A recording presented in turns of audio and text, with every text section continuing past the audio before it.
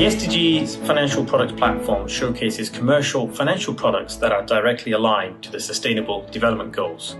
The platform's aim is to facilitate the development of innovative, SDG-aligned financial products across asset classes that ultimately build the ecosystem of SDG investing. We know that private sector-led solutions are required to deliver the SDGs. But in a market of virtue signalling and champagne stewardship, it is difficult to discern which products are truly aligned with the SDGs. The SDGs provide an opportunity for financial institutions to embed people, planet, and profit in their products. The world of ESG is full of jargon and fragmented approaches currently. And focusing on something that's been agreed and in place since 2015, sponsored by the UN, to direct our thinking and analysis around investment and to measure the outcomes of how that investment is performing, gives us a real strong platform to make progress and to enhance people's savings with some benefit to the world. We're incredibly pleased to be part of the Global Ethical Finance Initiative. We believe that the work we have done around sustainable sovereign bond investing merits a broad audience, and GEFI gives us that broader audience than that which we could achieve ourselves. The platform is open to applications from new and existing financial products representing leading market practice across different asset classes. Products listed on the platform must be of significant size, ideally in excess of 100 million, and scalable. Platform partners must demonstrate genuine commitment to the SDGs and be willing to share their experiences in the product development cycle. The SDG Financial Products Platform is the result of a collaboration between the Global Ethical Finance Initiative, or GEFI, and the United Nations Development Programme. The platform is open to applicants that can demonstrate an alignment with the SDGs. GEFI undertakes detailed, extensive sustainability-focused due diligence and only selects partners that demonstrate a genuine authenticity and dedication to the 2030 SDG agenda. We work in collaboration with partners through the product lifecycle to share learnings and highlight leading market practice. This is done in 3 ways. Showcasing. Partners have the opportunity to share insights on their products at our global flagship events and co-develop thought leadership shared across our international network of over 15,000 global financial professionals. Enhanced authenticity. Partners benefit from additional product endorsement through the unique collaboration with an established NGO. Technical expertise and knowledge. We meet quarterly with the partners to share insights on market developments that help refine the product strategy, and we use GEFI's proprietary SDG framework methodology that utilizes 160 plus targets and 300 plus indicators to intertwine them within the investment thesis. GEFI and the UNDP launched the platform at COP26 with the platform's first core partner, Aegon, and its Global Sustainable Sovereign Bond Fund. So I'm delighted that Aegon UK and Aegon Asset Management have partnered with GEFI in the launch of the new Aegon Global Sustainable Sovereign Bond Fund. And I'm proud that we've invested £100 million of one of our key default funds, the Universal Balance Collection, into this fund. We try to invest in those countries that do show right now best practices in terms of sustainability when it comes to regulation, but also we try to identify those that are doing the best to improve in the future. So not only current leaders, but also future leaders. Well, the main attraction to invest in sustainable sovereign bonds is that you achieve long-term resilience. So you're able to protect capital, but as well find sources of yield and performance for the future. And also you will construct a portfolio that will be resilient under different scenarios, including extreme climate scenarios. We expect those countries to perform better just because they are today investing in solving these issues for the future. If you are committed to achieving the SDGs and are interested in having your product promoted on the SDG platform, please get in touch with GEFI.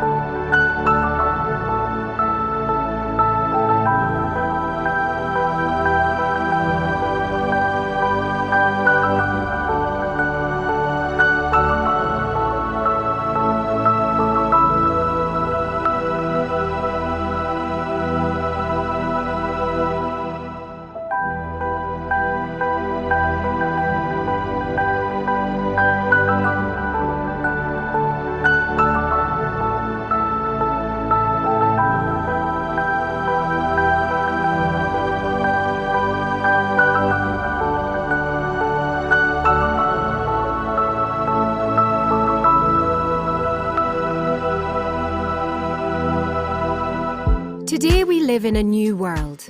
A world where making the right choices has never been more important. Important for our families, our communities, and our planet. We need to make the right choices to help us build, grow, and thrive. Choices that allow us to invest in everybody's future. And today, finance isn't just about where you save or allocate your money. It's about commitment and continuity. It's about people and places, enterprise and ethics. Thinking beyond GDP and profit towards happiness, inclusiveness and well-being. It's about finance with purpose.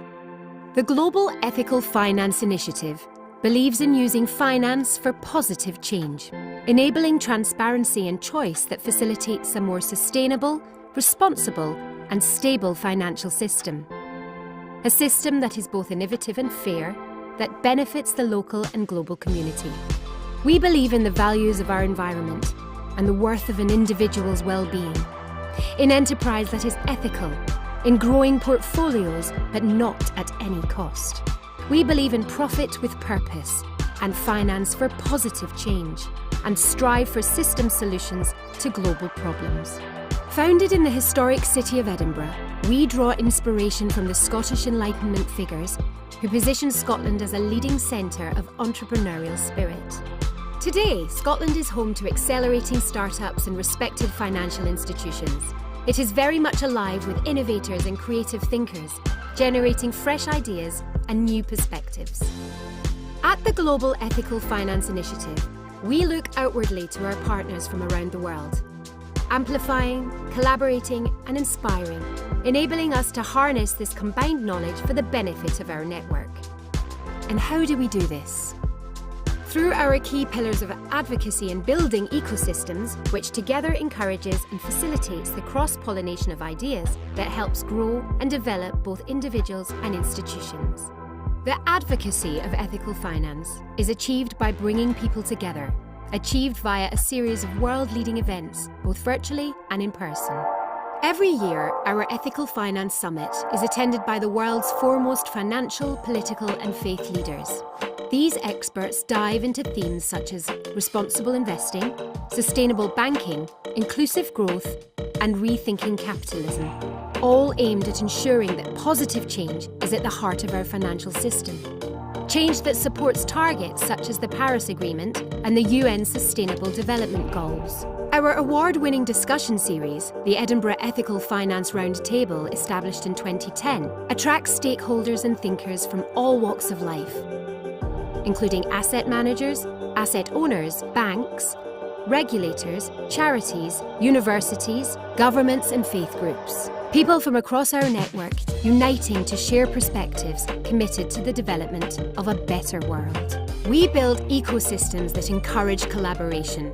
Our pioneering work with the United Nations Development Programme helps drive private capital towards SDGs. And our 2-year programme is a journey focused on investment analysis and identifying market opportunities. The Edinburgh Declaration, the world's first interfaith collaboration on ethical finance, is a shared values framework that shines a light on common purposes and values, and can inform financial professionals and institutions on creating a values-based culture. And our Ethical Finance Hub campaigns for the positive influence that ethical finance can bring to Scotland through market campaigns and capacity building. At the Global Ethical Finance Initiative, we have an experienced team with an in-depth knowledge of finance, law, research, advisory, marketing and public relations, and event curation. Our journey has begun, and momentum is gathering. The case for ethical finance is beyond doubt, and with the help of our global network, we have developed award-winning initiatives, hosted world-class summits that have influenced policymakers and helped map the ethical finance landscape. We provide governments with research and advise banks and asset managers on how to invest responsibly and in line with the UN Sustainable Development Goals. We are a founding stakeholder endorser of UN principles for responsible banking, and we help provide a platform for ethical finance that delivers profits with purpose. Our global community is growing, and we want you to be a part of it. Join us and make a difference.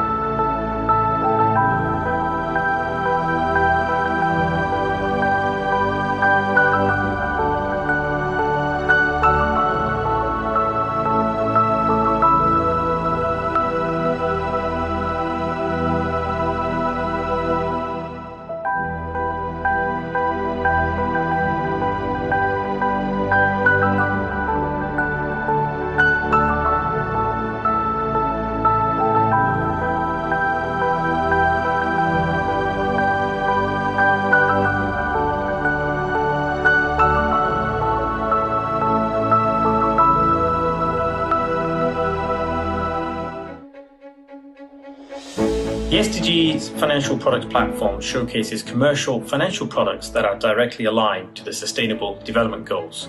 The platform's aim is to facilitate the development of innovative, SDG-aligned financial products across asset classes that ultimately build the ecosystem of SDG investing. We know that private sector-led solutions are required to deliver the SDGs. But in a market of virtue signalling and champagne stewardship, it is difficult to discern which products are truly aligned with the SDGs. The SDGs provide an opportunity for financial institutions to embed people, planet, and profit in their products. The world of ESG is full of jargon and fragmented approaches currently. And focusing on something that's been agreed and in place since 2015, sponsored by the UN, to direct our thinking and analysis around investment and to measure the outcomes of how that investment is performing, gives us a real strong platform to make progress and to enhance people's savings with some benefit to the world. We're incredibly pleased to be part of the Global Ethical Finance Initiative.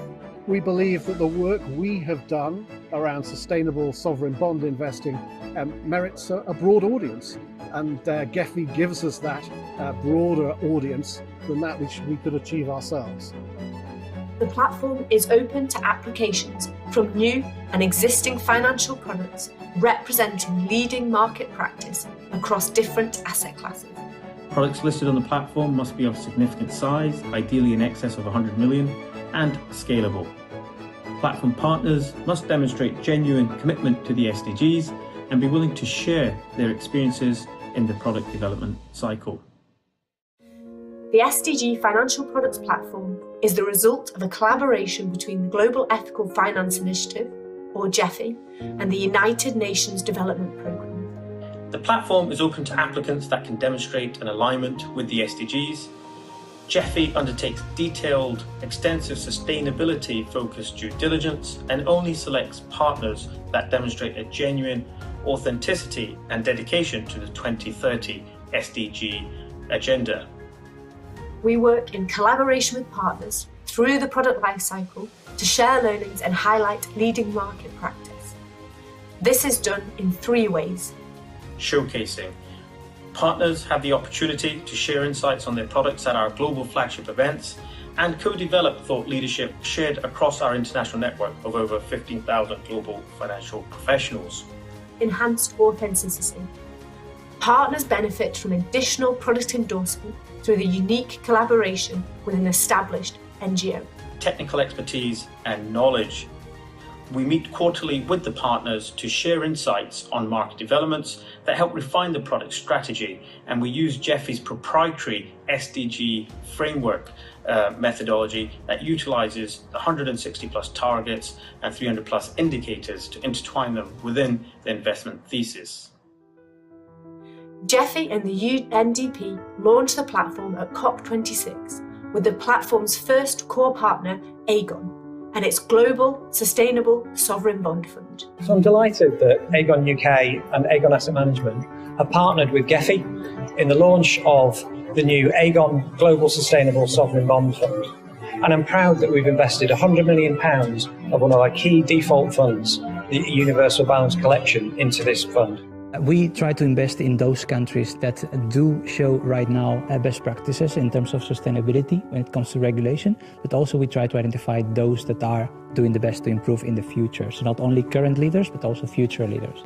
Well, the main attraction to invest in sustainable sovereign bonds is that you achieve long-term resilience. So you're able to protect capital, but as well find sources of yield and performance for the future. And also you will construct a portfolio that will be resilient under different scenarios, including extreme climate scenarios. We expect those countries to perform better just because they are today investing in solving these issues for the future. If you are committed to achieving the SDGs and are interested in having your product promoted on the SDG platform, please get in touch with GEFI.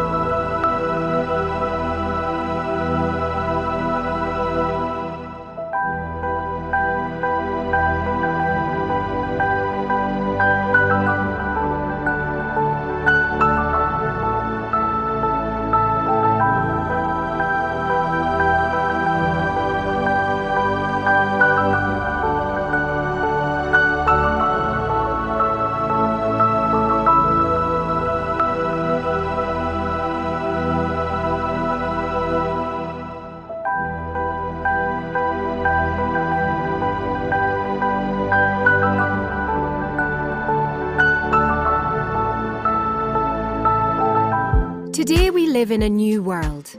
A world where making the right choices has never been more important.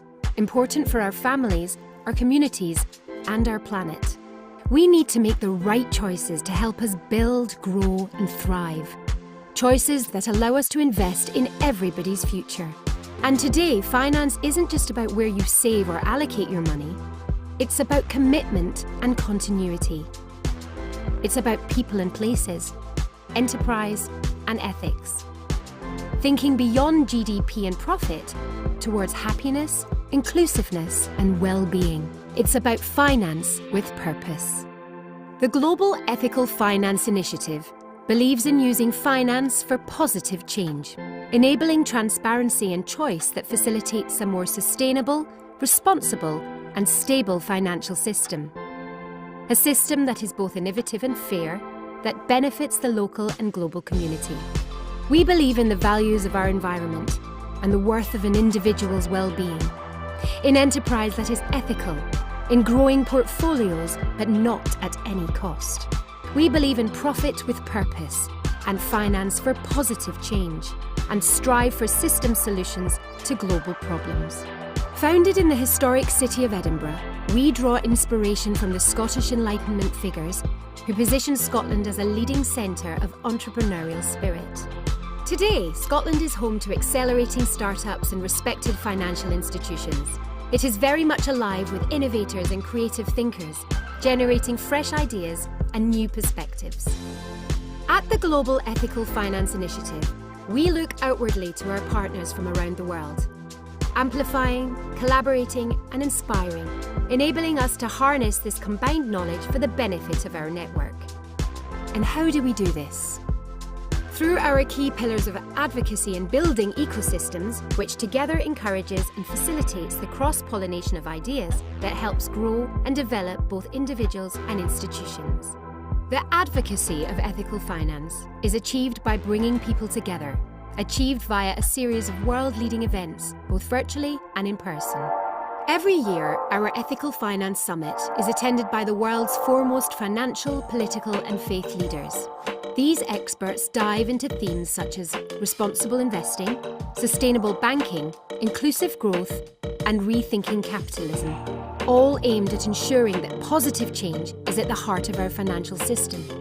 Change that supports targets such as the Paris Agreement and the UN Sustainable Development Goals. Our award-winning discussion series, the Edinburgh Ethical Finance Roundtable, established in 2010, attracts stakeholders and thinkers from all walks of life, including asset managers, asset owners, banks, regulators, charities, universities, governments and faith groups. People from across our network uniting to share perspectives committed to the development of a better world. We build ecosystems that encourage collaboration. Our pioneering work with the United Nations Development Programme helps drive private capital towards SDGs. And our 2-year programme is a journey focused on investment analysis and identifying market opportunities. The Edinburgh Declaration, the world's first interfaith collaboration on ethical finance, is a shared values framework that shines a light on common purposes and values, and can inform financial professionals and institutions on creating a values-based culture. And our Ethical Finance Hub campaigns for the positive influence that ethical finance can bring to Scotland through market campaigns and capacity building. At the Global Ethical Finance Initiative, we have an experienced team with an in-depth knowledge of finance, law, research, advisory, marketing and public relations, and event curation. Our journey has begun, and momentum is gathering. The case for ethical finance is beyond doubt, and with the help of our global network, we have developed award-winning initiatives, hosted world-class summits that have influenced policymakers and helped map the ethical finance landscape. We provide governments with research and advise banks and asset managers on how to invest responsibly and in line with the UN Sustainable Development Goals. We are a founding stakeholder endorser of UN principles for responsible banking, and we help provide a platform for ethical finance that delivers profits with purpose. Our global community is growing, and we want you to be a part of it. Join us and make a difference.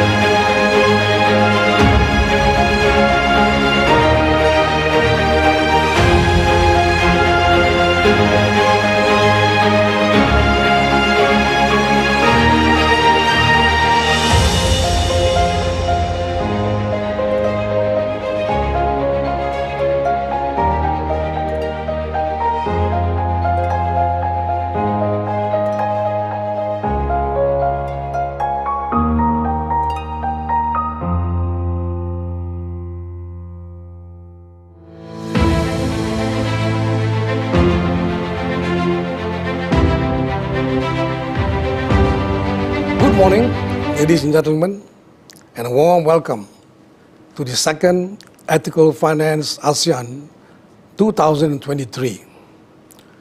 Together with our partner, the Global Ethical Finance Initiative, GEFI, we would like to thank all of you for joining us at this virtual event today. This is the second consecutive year that EICB is collaborating with GEFI on the Ethical Finance ASEAN series, which is an important step in GEFI's path to COP28 campaign. We are pleased to co-host this event and continue these important conversations on the urgency of climate action in the ASEAN region and how the banking and financial sector is transitioning. ASEAN has a young population of 650 million and a combined GDP of US $3 trillion collectively, making it the fifth largest economy in the world. However, the 10 members of Southeast Asia are among the most vulnerable countries affected by climate change. Given their diverse pathways towards carbon neutrality, the theme, Financing Transition, is apt and timely as it will provide you with the opportunity to hear our esteemed speakers discuss key topics including the ASEAN Sustainable Finance Taxonomy, how banks in the region are progressing in their just transition journey, the social dimension to financing, nature and biodiversity, and the opportunities and challenges of Islamic finance in delivering capital towards sustainability. Before I end, I would like to share that AICB, as the sole professional body for bankers in Malaysia, remains committed to supporting financial practitioners to further enhance their skills and knowledge through our professional qualifications. And we continue to work closely with our partners to create a sustainable pipeline of competent bankers who are technically sound, ethically centered, and socially conscious. I hope the insights you gain from these discussions today will enhance your knowledge of the region and strengthen your resolve to create a more equitable and sustainable future for all. With this, ladies and gentlemen, I thank you once again for joining us. I'd now like to welcome Mr. Omar Sheh, the Managing Director of the Global Ethical Finance Institute, for his welcome remarks. Over to you, Omar. Thank you.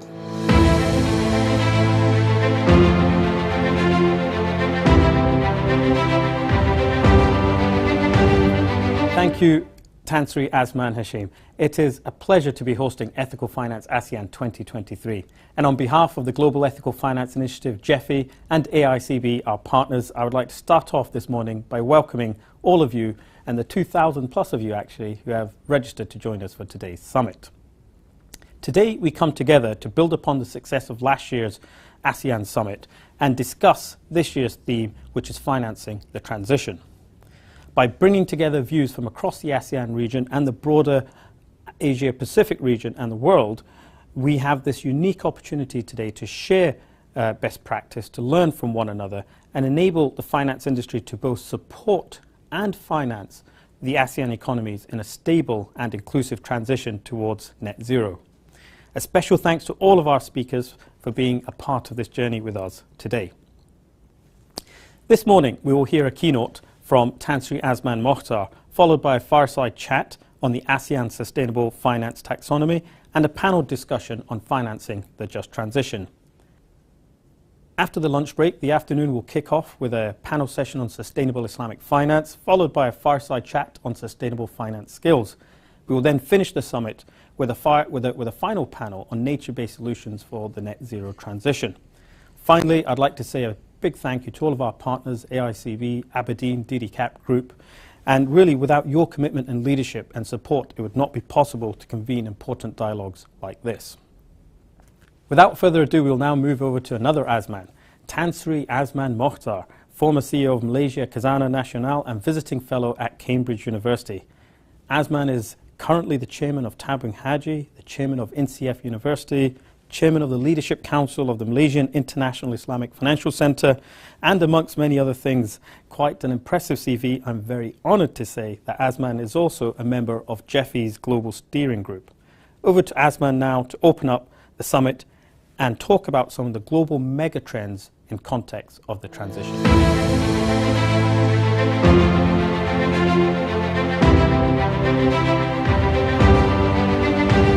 Thank you very much, Tan Sri Azman Hashim.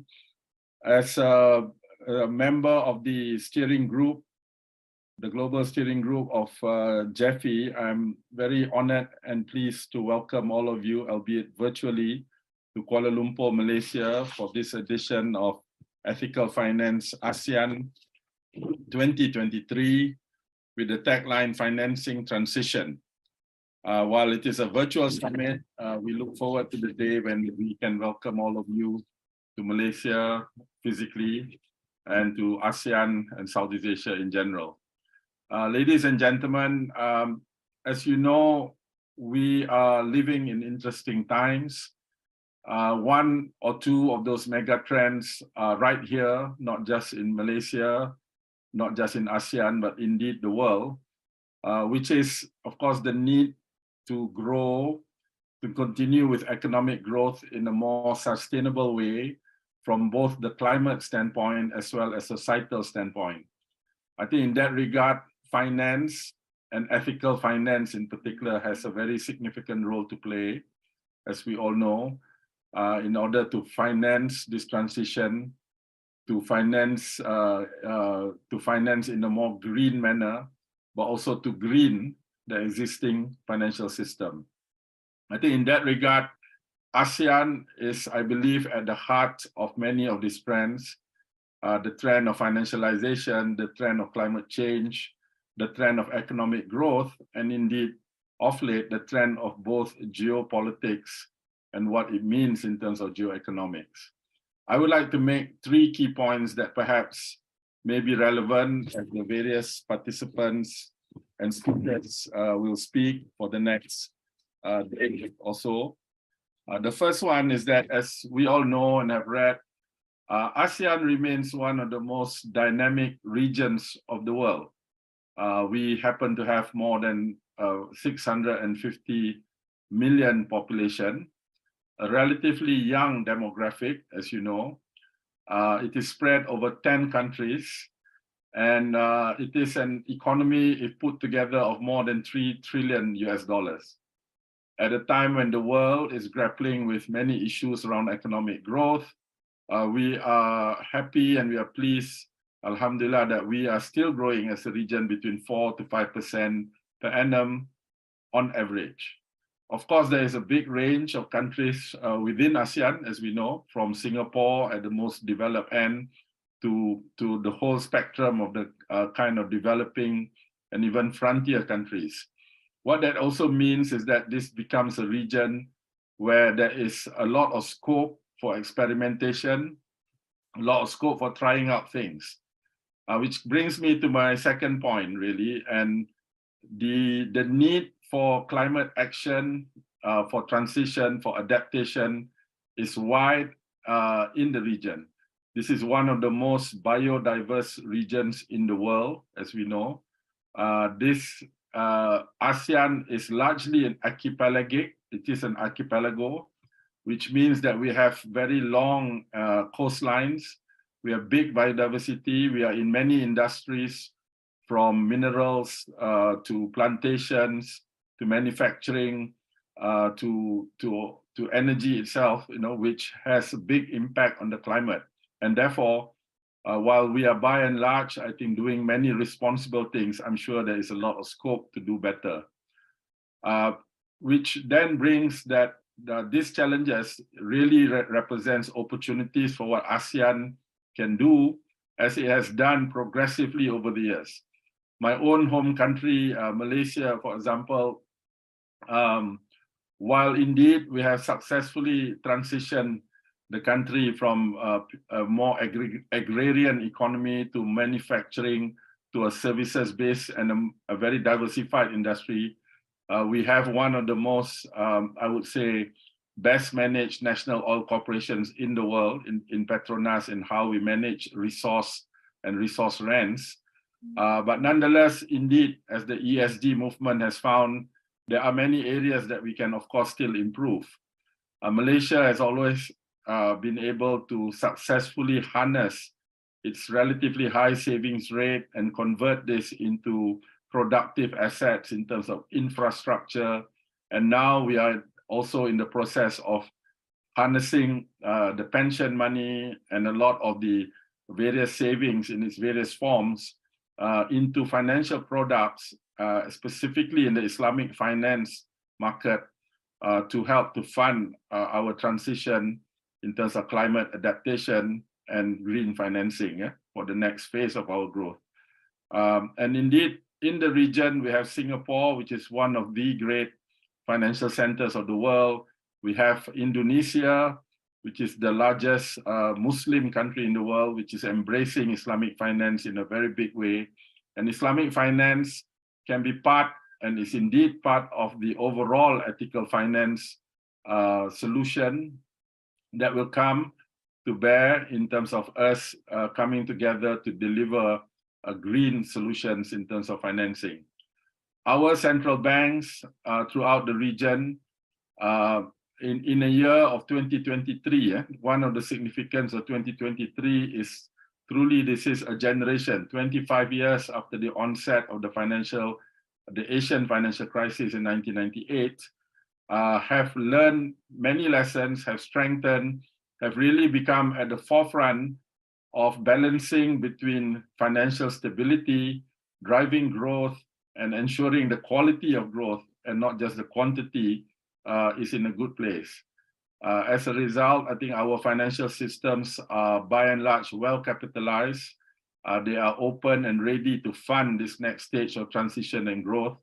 We have heard earlier about how this is one of the few regions in the world, I would say, that is still growing at a very good pace. It is in a good position. We have always, over more than 2,000 years, this region has always been a place where the various trading routes, various superpowers in the region over the millennium and beyond have always come together to do business. ASEAN's turn has come again, but in order to do that, we need to come up with the right solutions to, among other things, handle some of the big mega challenges of our times, specifically climate change and the issue of inequality and a more just, socially just society. Finance has a big role to do that, and ethical finance in particular. So, ladies and gentlemen, with that in mind, if I could throw the challenge that the discussions for the next day or two to bring together the thinking around not just what we already have in terms of taxonomies and frameworks and capital ratios and the likes, but also the opportunities accorded to be able to solve for both climate and inequality through ethical finance. If we can do that, I think ASEAN, I believe, will show the way to the world. And in that regard, on behalf of GEFI and on behalf of the host country this year, Malaysia, I welcome you and look forward to the deliberations. Thank you very much.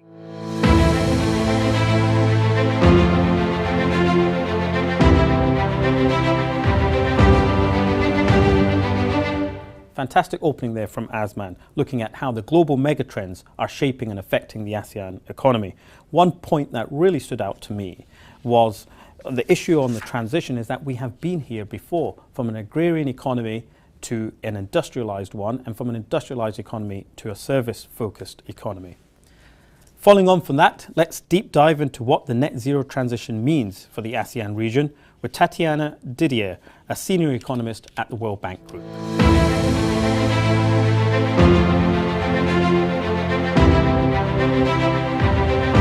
Thank you, Omar, for this introduction, and thank you all for joining us during this, joining me during this session on the Ethical Finance ASEAN 2023. And this section focusing on financing a transition to net zero. So for the next 15 minutes or so, I will talk to you on building and the challenge and opportunities in developing sustainable finance in Southeast Asia. This talk is based on a report that we launched last year. It was a joint report by the World Bank and the Beijing Institute of Finance and Sustainability. And the report is entitled Unleashing Sustainable Finance in Southeast Asia. In case you're interested, just Google it and then you can easily find it. So I have a few slides to share with me, to share with you today, and hope, bear with me, I will present some statistics and some numbers characterizing the state of development of sustainable finance in Southeast Asia, and then discuss some of the challenges in further developing it. So let me start with my first slide. And here I would like to emphasize that the financial sector, and I think this should come as no surprise to you, that the financial sector can play a critical role in supporting the transition to net zero. And as you can see on this framework in the slide,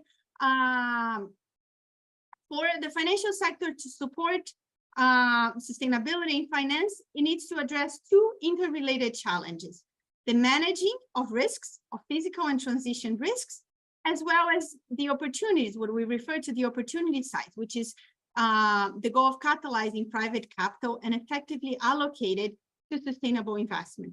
And these two are highly related and one can reinforce the other. So when thinking of policy options, policy goals to support sustainability in finance, policymakers need to think of a holistic approach to the agenda, to the policy agenda, thinking on both the opportunities and the risks and how they may interact with each other.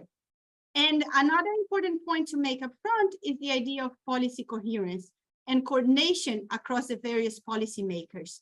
It's important to think that while one set of policies may be fostering, say, investments in sustainable investments, you need to make sure that incentives from other policies may not be undoing this. So there's a need for coherence and coordination. So for the next 10 minutes or so, I am going to put the spotlight on the opportunity side, on this big bucket on the left in the framework. And I will focus and I'll zoom in the financial sector, that's the yellow bubble. And I will look at the financial sector for five ASEAN countries: Malaysia, Indonesia, Philippines, Thailand, and Vietnam. In the next slide, what you can see is that there has been impressive growth in sustainable finance, but there is a large untapped potential. For example, when you look at the amount outstanding in sustainable debt in the ASEAN 5 countries, they went from virtually nothing in 2015 to more than $20 billion by the end of 2021. That's a huge growth within those 6 years. However, when you put this amount in perspective in comparison to the overall amount outstanding of conventional debt markets, they are tiny. They represent 2.5% of conventional debt markets. On the graph on the right, you can see those are the tiny blue bars at the bottom at the last 3 bars. So sustainable debt markets are still very tiny. Private equity markets are even smaller when you think about financing volumes. They represented in 2021, 5% of sustainable debt. So there's huge untapped potential for these markets. The potential for growth, it's impressive. And even so, when you compare some of these ASEAN countries with more developed countries in terms of the depth of sustainable debt markets. For instance, in the next slide, you can see a cross-country comparison of the depth of sustainable debt markets, and you can see that Malaysia has only the 36th deepest market across 76 economies with sustainable debt issuances. So Malaysia will be that first yellow bar in the graph. So in terms of GDP, the amount of standing of sustainable bonds, for instance, and syndicated loans was roughly around 1% of GDP in 2021. Whereas at the top, or the deeper and more developed markets, you have, for instance, France and Netherlands with sustainable debt representing more than 10% of GDP. So again, the potential for growth, the untapped potential is huge. However, sustainable finance, it still has a very limited reach in the ASEAN 5 countries. And you can see that in the next slide. In slide 4 of the presentation, what you see is that across firms, since 2017 to 2021, that's basically when these markets developed, what you had is less than 100 firms, non-financial firms, have issued sustainable debt across the ASEAN 5. And again, a reminder that the ASEAN 5 is Malaysia, Indonesia, Philippines, Thailand, and Vietnam. Private equity markets, they're smaller in volumes, as I highlighted before, but they have greater reach. A greater number of firms have issued in these markets than in sustainable debt markets. But again, the volumes are tiny. And what we noticed in the report is that there's a sizable gaps for SMEs. Most of these issuances are from listed companies, so typically the larger firms in an economy. But there's also limited reach across projects. Green debt accounts for the bulk of the financing volumes.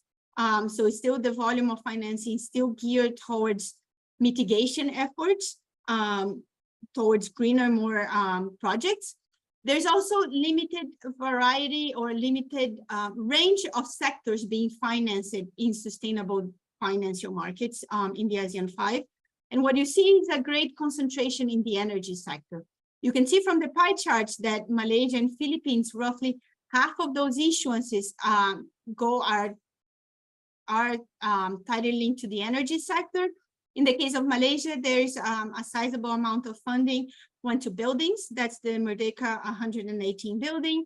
In the Philippines, you have a little bit more on the use of water, but overall, it's a very limited range of products, especially when you compare to more developed countries.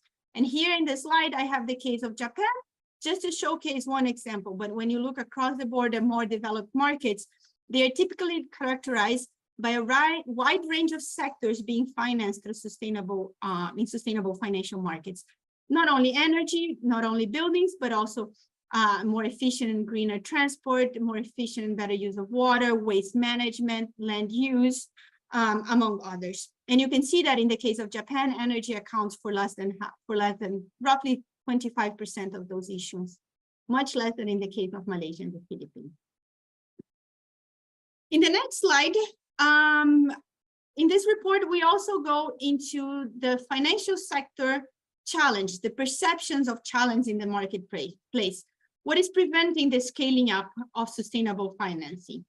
So to answer these questions, we conducted a survey among financial institutions in the ASEAN 4, and in this case, it's Malaysia, Indonesia, Philippines, and Thailand. We had over 100 financial institutions, ranging from banks, insurance companies, and funds, and some frontier countries being China, Korea, Hong Kong, Singapore, and some European countries. And what the key findings from the survey is that there are three main challenges in the marketplace. One is there are gaps in climate-related information. Data availability, there's very limited data in terms of climate, and the complexity of climate-related information that limits the ability of financial institutions to handle and process that information. Data quality is also an issue, as reflected by a lack of reporting standards, making it harder for financial institutions to compare different projects, different firms. There's also a perception of limited capabilities not only for financial institutions, but also for policymakers and for firms themselves. So combining these gaps in information and the limited capabilities, what we have is that financial institutions end up adopting screening methods. Think of negative screening to integrate sustainability into the investment decisions. They still don't have a more holistic view in terms of incorporating sustainability into their portfolios, into risk management and all. It's still mostly done through screening, identifying a riskier sector and then screening those sectors from their portfolios. And a third key finding was the perception among financial institutions that there are limited investment opportunities. This can be arguably driven by a limited pipeline of projects, highlighting that there are challenges from the private sector, from firms themselves in developing and putting into place, in making investments into sustainability. There's also, as I mentioned, the issue of lack of capabilities in the private sector that could also partly explain this lack of projects. And again, this suggests the idea that I highlighted up front, they need to have a coherent, holistic approach when thinking about financing a transition to net zero, that you need to think of financial sector challenge, but also the challenge to the private sector in developing these investments, in making these investments in sustainability. In the next slide, what I will talk a little bit about regulations, and what we show in the report is that regulations do matter. And what we have here, it's in the slide, we have a scatter plot that shows that countries with more developed sustainable financial markets usually tend to have more developed enabling policy frameworks. And here I'm showcasing, for instance, the information environment that captures taxonomy development and this reporting and disclosure standards, for example. And specifically, taxonomy adoption has a significant impact on capital raising activity through sustainable debt markets, for instance. But implementation is critical. In the ASEAN 5 countries, the building blocks for this enabling environment for sustainable finance, they are in place, but effective implementation is still incipient. Taxonomies are still being adapted, reporting and disclosure standards are still in the process of being implemented, just to name a few. And one last fact that emerged from the survey again is the idea that the mandate from board and the top management of financial institutions matter. In fact, the surveyed financial institutions mentioned that as a top driver for their sustainable investments and activity in this segment. However, a clear reference to sustainability in financial institutions' long-term strategies is not yet widespread. What we see is that less than 50% of the surveyed financial institutions had such a clear reference. So a key takeaway is that there is a strong need, a need for strong actions by the top echelon of financial institutions and governments, and that regulations do matter, but effective implementation is critical. And in my last slide, and apologies if I'm running behind schedule, and here is I'm going to leave you with what we call the REACT framework. It's a set of 5 areas for policy action to mobilize private capital to sustainability, to finance the transition to net zero. First, readiness is addressing the high riskness of investment in sustainability. Most of these investments may have an uncertain time horizon, uncertain returns. So there is a need to de-risk and foster risk diversification. The second area of scope for policy action is the enabling environment. And here it's more general. It's about financial market development and more broadly. I mean, sustainable finance is not going to emerge out of the blue in a bubble. It's part of the financial sector. It's part of the financial system. So you need that enabling environment in place. And one specific area is the idea of financial market infrastructure. They need to have well-developed infrastructure. The third bucket for policy action is analytics, is the idea of closing data gaps and empowering the various parties to use data effectively. And here, effective implementation of taxonomies and disclosure and reporting standards is a key It's our key recommendations, our key policy actions. The fourth one is capabilities. It's building capabilities and enhancing what we call, or what we refer to, sustainable finance literacy. It's a broad-based efforts across financial institutions, policymakers, and the private sector at large, as well as think of cross-country knowledge sharing and collaboration in international forums. And for instance, the COP28, as I'm sure our next speaker will talk about. And the last area, broad area for policy action is the idea of transition. It's mitigating the impact on vulnerable segments, ensuring a just transition. And who are these vulnerable segments? They could be those that may be negatively impacted by a transition towards greater sustainability, segments that face greater risk of exclusion from sustainable financial markets, be it because of opacity of information or riskiness, and segments that may face greater climate risks. And I'll end now with the REACT framework. Thank you very much for bearing with me for these 15 minutes. And Omar, I hand back to you. Thank you very much.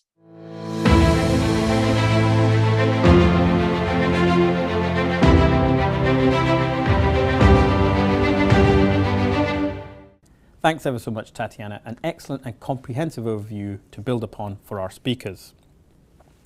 We now move on to a huge opportunity for sustainable finance the world over, and that is COP28.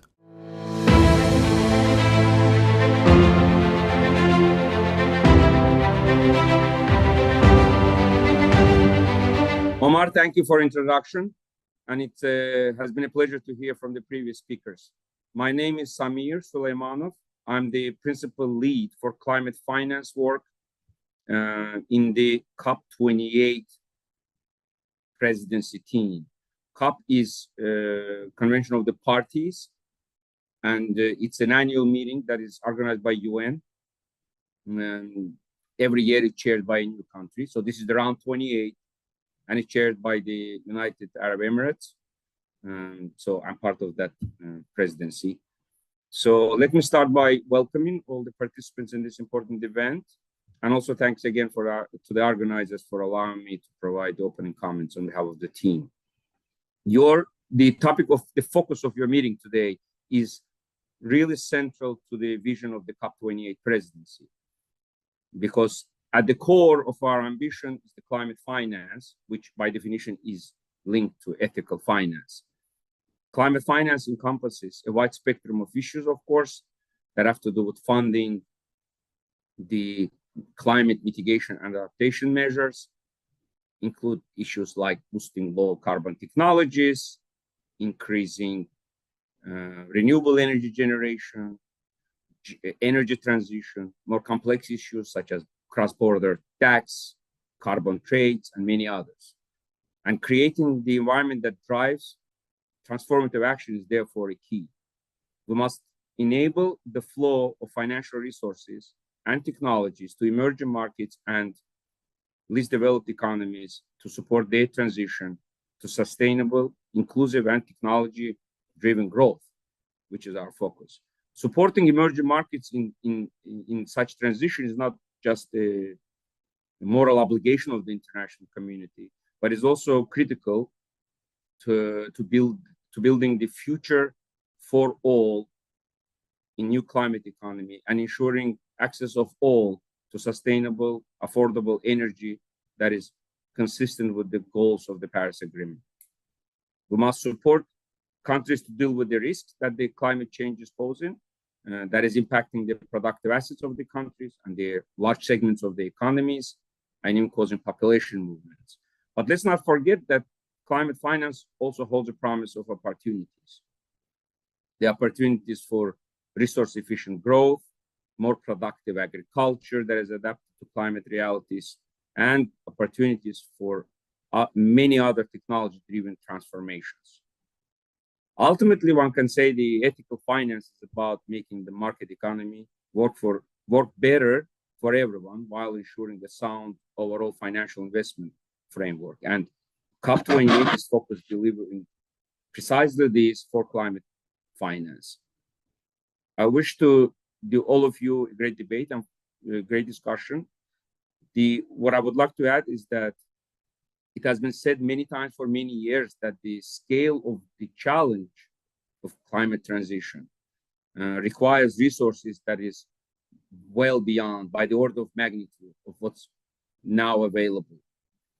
And the only way to go about this, to meet the challenge, is enabling much larger volumes of private financing involved in climate transition, but also much more active role for private sector ingenuity.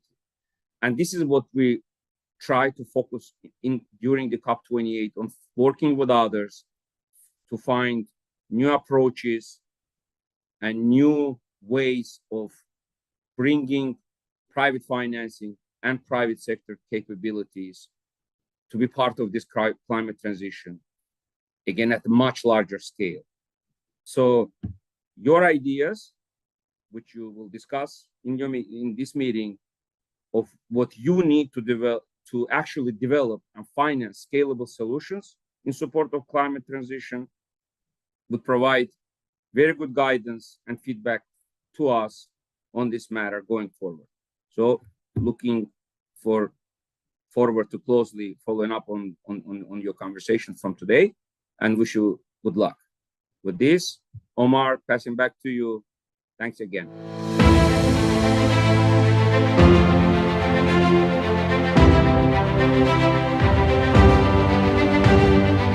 At GEFI, we are very much looking forward to the COP28 summit, and we're working towards making it a huge success with our Path to COP28 campaign.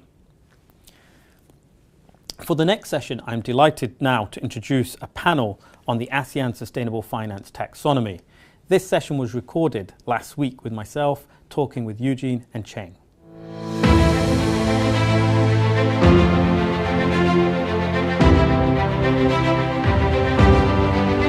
Welcome, ladies and gentlemen, to the Ethical Finance ASEAN 2023 Summit. This particular session is on sustainable finance taxonomy. We're delighted to have with us Eugene Wong and Cheng Ling to discuss what ultimately is one of the core issues in sustainable finance: is how do we define this? And unless we have a unified global understanding of its definition and its interpretation, we really are struggling to even start from base one. So it's fantastic to have this session with us. We've got views from Eugene, who's based in Malaysia, and Cheng from Beijing. And maybe if I can ask our guests to introduce themselves. So Eugene, first over to you. Thank you very much, Om. I'm delighted to be here, and thank you for having me. My name is Eugene Wong. I'm the CEO of the Sustainable Finance Institute Asia. We are a young institute. We're 3 years old, and we were formed specially to become a neutral convening space to bring together the official sector, the private sector, academia, CSOs, to come together to identify problems, to discuss solutions, and to implement those solutions. At the moment, we're the host of the ASEAN Taxonomy Board. The ASEAN Taxonomy, as you'll find out later, is actually the effort of all the finance ministries, central banks, and financial sector regulators to create a common definition for sustainable finance in Southeast Asia. Great. Thank you, Eugene, for giving us your time and for joining us. Cheng, over to you. Great. Thank you. So I'm Cheng Ling from Beijing Institute of Finance and Sustainability, based in Beijing. And our institute actually is focusing on green finance. And now it's mostly sustainable finance because it has a broader aspect from the SDGs. Basically, we are focusing on all the aspects of green and sustainable finance, like taxonomy or definition, disclosure, products, incentives, and also a lot of research related to all these aspects. And in the past few years, so the IFS has been very young, established in 2021, but the work we've been working on actually has been quite long, as early as 2016, especially when the green finance topic has been included in the G20 platform, which is a global coordination platform for policy and also market-related issues. And all these topics are quite related to some of the elements discussed today. Taxonomy is one of the pillars, which I will discuss later. And there's another point I want to make. So through the IFS, we are also connected to the very big financial market in China. which has, I think, more than the China Green Finance Committee, which has more than 280 members, mostly based in China, and also including some overseas financial firms that operate in China. And these financial firms are holding or managing more than 300 trillion RMB of assets. So they are contributing a lot in terms of greening the financial system. And now China is one of the largest green financial markets in the world. So they are also contributing and also playing a very important role in greening the financial system. I'd be very happy to contribute a few from China's perspective on how the taxonomy can be used to scale up the sustainable financial market in ASEAN countries. Yeah, great. Thank you so much, Cheng. And we look forward to unpacking some of that. So, Eugene, let me start with yourself. Fundamentally, to catalyze at a policy level sustainable finance, we need to understand what it means. And as Cheng said there, the word even sustainability has grown in its interpretation and its meaning over the last decade and a half comfortably. The SDGs itself, as was noted, has added more dimensions to it. So at the core here is the need for a taxonomy. And we know right now there's probably 30 plus taxonomies in development around the world right now as we are doing this session. But please tell us first, why have an ASEAN taxonomy as a collective approach? And don't the member states already have their own? And how is this taxonomy unique? It's a great question, Omar. Let me take a step back. So if we look at the financial ecosystem for sustainability, we really have three key pillars. The first is to be able to speak the same language. That's the taxonomy. The second is for us to be able to agree on how we're going to transition. So that's on transition finance frameworks. And the third is on disclosures. So all these three pillars need to work together to be able to push the lever, which is actually moving the capital between those who have it and those who need it. So we come back to this point about what is a taxonomy. And a taxonomy is actually a common classification system. Now, most of us have heard about taxonomies, I guess, when we're doing biology, and our teacher would tell us as to how we classify the animal world. And we've never heard so much about taxonomies until today. So everywhere you turn, people are talking about taxonomies. And the truth is, there are probably more than 30 taxonomies because we have 30 official efforts creating taxonomies. And the latest two you might have seen are coming out from Australia and Canada. We do have proprietary taxonomies, and those belong to like the financial institutions. So if you count those, of 150 to 180 of them, we have a total of 200 over taxonomies, and taxonomies that were meant to reduce fragmentation are now fragmented themselves. So that is a big problem that we have to deal with. I like to use this analogy about why ASEAN needs a common taxonomy versus national taxonomies. So I think it's fine that every country has a national taxonomy because national taxonomies are actually used to address national priorities and national issues. But imagine this. Every country in Southeast Asia has one common thing. That's fried rice. And I think fried rice is a universal thing these days. So imagine if you're a tourist coming to visit Southeast Asia.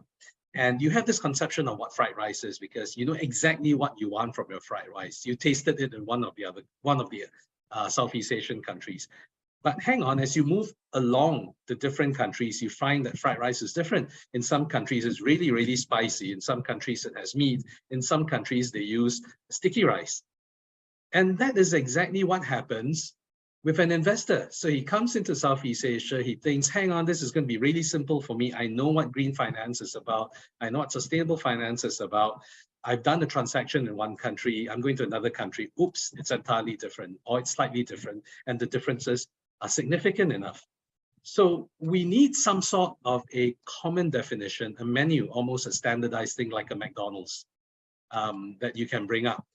Because it makes it so much easier for the tourist to order food and the investor to put money into a project. Now, it's really important for us to have a taxonomy that suits the ASEAN needs because ASEAN is a very diverse region. We sound like a single block, but actually we're 10 countries and we are very diverse in terms of our social aspects, our economic aspects, and our resource availability. The highest GDP per capita per annum is 60,000 in our member states, and the lowest is 1,300. So what do you do if you want to bring together a common language, right? So our taxonomy has to be, firstly, the overarching guide for all our member states, that we can use it as a common language. It is the converter, the universal translator, if you like. And it must be able to meet the different needs, because all our countries are at different starting points. So we needed to structure a taxonomy was slightly different. And this is where I think it's important to point out the distinctions in our taxonomy. Transition is a very big issue for Southeast Asia, as you know. And just looking at the different starting points we have, we know it's impossible for countries to be able to all start at the same point, but we do want to end at the same point. So the first thing we have to do is we have to ensure that our taxonomy supports transition. And our central banks and our capital market regulators have been very clear about this. What they want to have is a gradual and phased approach that doesn't cause economic and social dislocations. And we find this happening with the finance ministers and the central bank governors as well, because what they did say is that they would like to ensure that our taxonomy is inclusive and beneficial to all our member states and can facilitate, I quote, an orderly and effective transition towards a sustainable ASEAN. So the first thing we needed to do was to make sure this taxonomy is capable of supporting transition. That means people at different starting points can get onto the taxonomy, but end up at the same point. And what does this really mean? It means that we have to cater to the different starting points. So if you look at the EU taxonomy has one single threshold for its technical screening criteria. Obviously, with countries ranging from here to here, and with the different complexities and the different economic activities, because they have different starting points and different economic activities, we do need something that can accommodate all of them. So what we do is that we have more than one threshold for the technical screening criteria of each economic activity. So if you imagine it's like a river and you're trying to cross a river, and the river banks have different distances from each other at different points of the river. And if you only had one stone at the widest point, you fall into the water if you tried to use that to jump across. So we give people 3 stones, right? If the river banks are really close, please just use 1 stone, which is the most ambitious tier, aligned to 1.5. If your river banks are really far apart, please use the 3 stones, but make sure that you've reached the final stone at the end and you use that as the ultimate stone to get to the other side. The second thing is that our taxonomy actually has 2 frames. The first is actually a principles-based approach. This means that countries without data can start classifying their economic activities based on a traffic light system. And that's a first step. It's like a bicycle with training wheels. And the moment you're ready, you've got the data to do that, you can use the technical screening criteria, which essentially uses a mix of quantitative and qualitative approaches. So it's very similar to the EU taxonomy. So these are really the most 2 important things about the uniqueness of our taxonomy.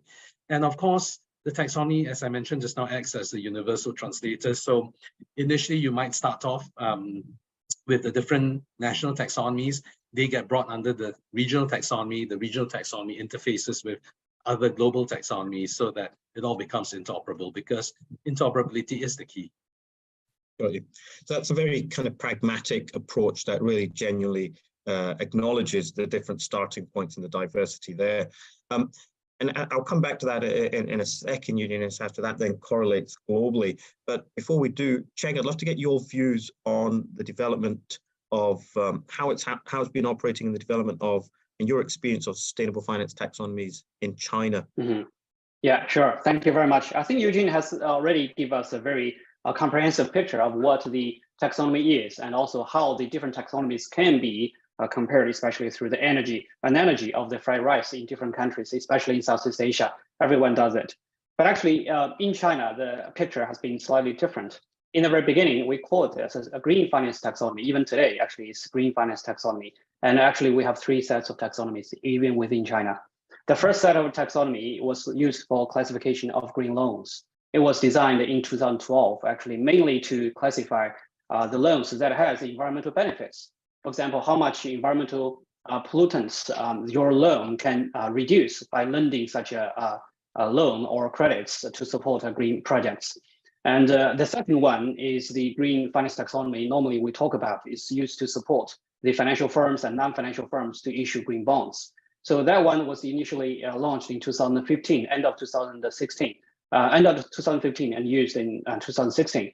And since then, actually, the green finance taxonomy has been mostly referred to that one. And that one was updated in 2021. And I'll talk about the main updates later. And the third set is actually a green taxonomy or a taxonomy for state-owned enterprises to issue enterprise bonds. Because in China market, the enterprise bonds or the bond market was regulated by different parties based on who are regulating the issuers, including financial firms, non-financial firms, especially those listed firms, and also the large SOEs. But now, in terms of ratio and also use of proceeds, the vast majority of the green bonds issued in the market is following the green finance taxonomy for green bonds issued in 2015 and updated in 2021. And then the green loan taxonomy was also updated in 2021 by following almost the same one, actually in 2021. And comparing to the early version, 2016, the new taxonomy, I think the largest change was to remove clean coal technology in it, which leads to why we need to have a taxonomy. In the very beginning, the taxonomy was used to mainly guide issuers and also investors understand in the market, in the bond market. I'm investing already in the bond market, but actually I want to make sure some of them can generate environmental benefits. If any one of you have been to China in like 10 years ago or maybe 15 years ago, you will know actually in northern China, the air pollution was very serious. So PM 2.5 or the air quality index was very bad, would be as bad as 1,000, while the WHO's safety level will be 25. So you know how much we need to do to improve the air quality, but the air quality itself is not the ultimate reason. The ultimate reason is the production, the transportation, the manufacturing process, and the energy they burn actually are not clean enough. So in the very beginning, the green taxonomy included the clean coal technology there, because through that process, 99% of the pollutants can be just filtered or removed, and the air quality can be very significantly improved. But soon after that, in 5 years' time, very quickly, the air quality in northern China has been improved by, I think, as much as 85%. So that means air pollution is no longer a big issue or challenge in the financial market or in the society. People no longer are complaining too much. So the green finance taxonomy need to find another way out. And they developed there was a very strong call from voices from the international market as well, because they are against the coal. They said your green taxonomy actually is resolving the environmental issue, but actually has nothing to do with the climate, because even though you remove the environmental pollutants, but the carbon dioxide is still there. So there has been a call for revising for this taxonomy. And also in the same time, into the year 2020, China announced a carbon neutrality goal to realize carbon neutrality by 2060. So green finance has a new goal, which is very clear that this taxonomy needs to be upshifted to support a new target in terms of climate. So the taxonomy was upgraded and removed many of the controversial parts, especially on coal, and have included remained most of the structure and also the rest of the activities that are both beneficial and supportive to environment and climate goals and actions. So that's a little bit about the taxonomy, how it performed and was updated, as well as it's been as a little background. And there is maybe one more point before I hand over to you on the use of the taxonomy. Actually has been very active and in the bond market and also mostly in the lending market. Just to give you a number on the markets, especially green loans and green bonds. So as of last year, the overall outstanding green loans accumulated more than 22 trillion RMB, or more than $3 trillion. And also the new issuance of green bonds by following this taxonomy in China last year was 870 billion RMB.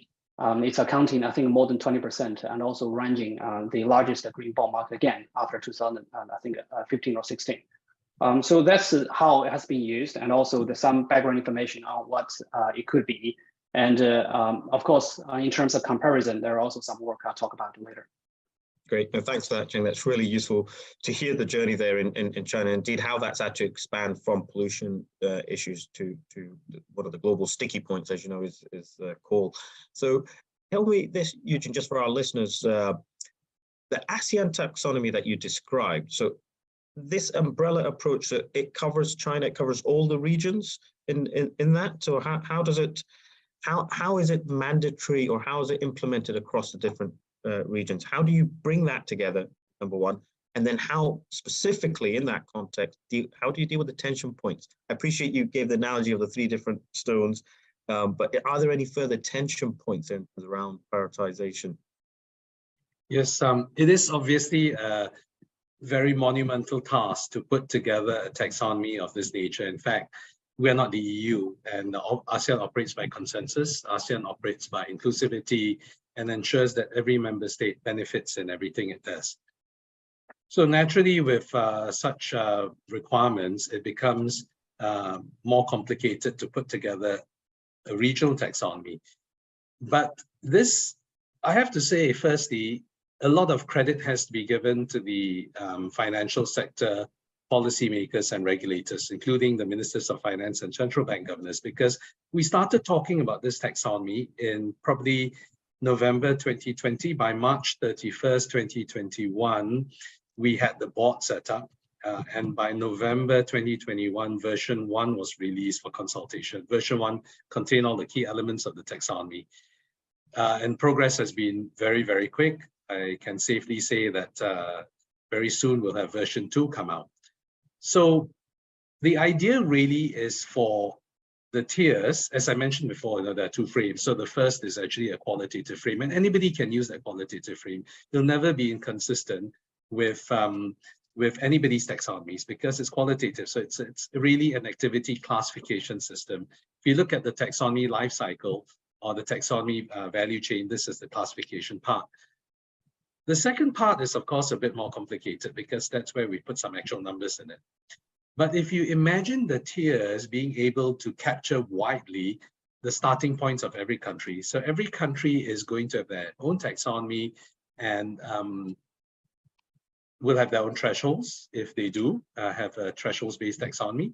And what we are trying to do is to coordinate to ensure that their national thresholds will fall within one of the tiers. So it's hoped that eventually they will be able to move upwards. I mean, this comes from the principle of giving every country the ability to chart its own transition journey, but hoping that everyone in the region ends up at the same endpoint. So that's the first thing. And we have a lot of syndications, we have a lot of discussions because every country's circumstances are different and peculiar. So we need to be able to achieve some sort of inclusivity in that respect. The second is, I think, the definitions part. And, I talked about the fried rice just now and the burger. And by the way, the burger is very interesting because I've always started comparing this to fried rice. And then my friend Tomo-san from the Asian Development Bank said, actually, it's like comparing the fried rice analogy with a burger, which is very standardized wherever you go around the world. So the McDonald's burger is standardized. And that's a very interesting point because when you talk about interoperability, we have to make sure that our taxonomies are interoperable globally, or we have more fragmentation. So if you look at the ASEAN taxonomy design, it is interoperable with the EU because, for example, we have 4 environmental objectives, the EU taxonomy has 6, but really they cover each other completely. Then we have a DNSH criteria, the EU taxonomy has DNSH criteria. We have technical screening criteria. Of course, we've got up to 3 thresholds per activity, but the EU has only 1 threshold, but nevertheless, we can still reconcile. The ASEAN taxonomy uses ISIC, the EU taxonomy uses NACE. Both are reconcilable, we have minimum safeguards. And the differences, of course, rest with the transition approaches. So the ASEAN taxonomy and the principles-based framework actually has a remedial measures to transition alternative where that activity might be having some problems because we need to transition, and it gives them the opportunity to put measures in place to transition. So I think that design is really important. So the real issues there are really how you fix the tiers and importantly, how you sunset the tiers. Because when you have tiers like this, it's important to ensure 2 things don't happen. The first is lock-ins and the second is backloading. And those are the things we're trying to avoid. So lock-ins means that because you had a slacker criteria initially, but the investments are for a much longer period, you end up locking in those emission levels for a longer time. Backloading means you're giving people too much latitude, and they end up only doing what they really should be doing towards the end of the period. And that means that we miss some of the tipping points that we're trying to avoid.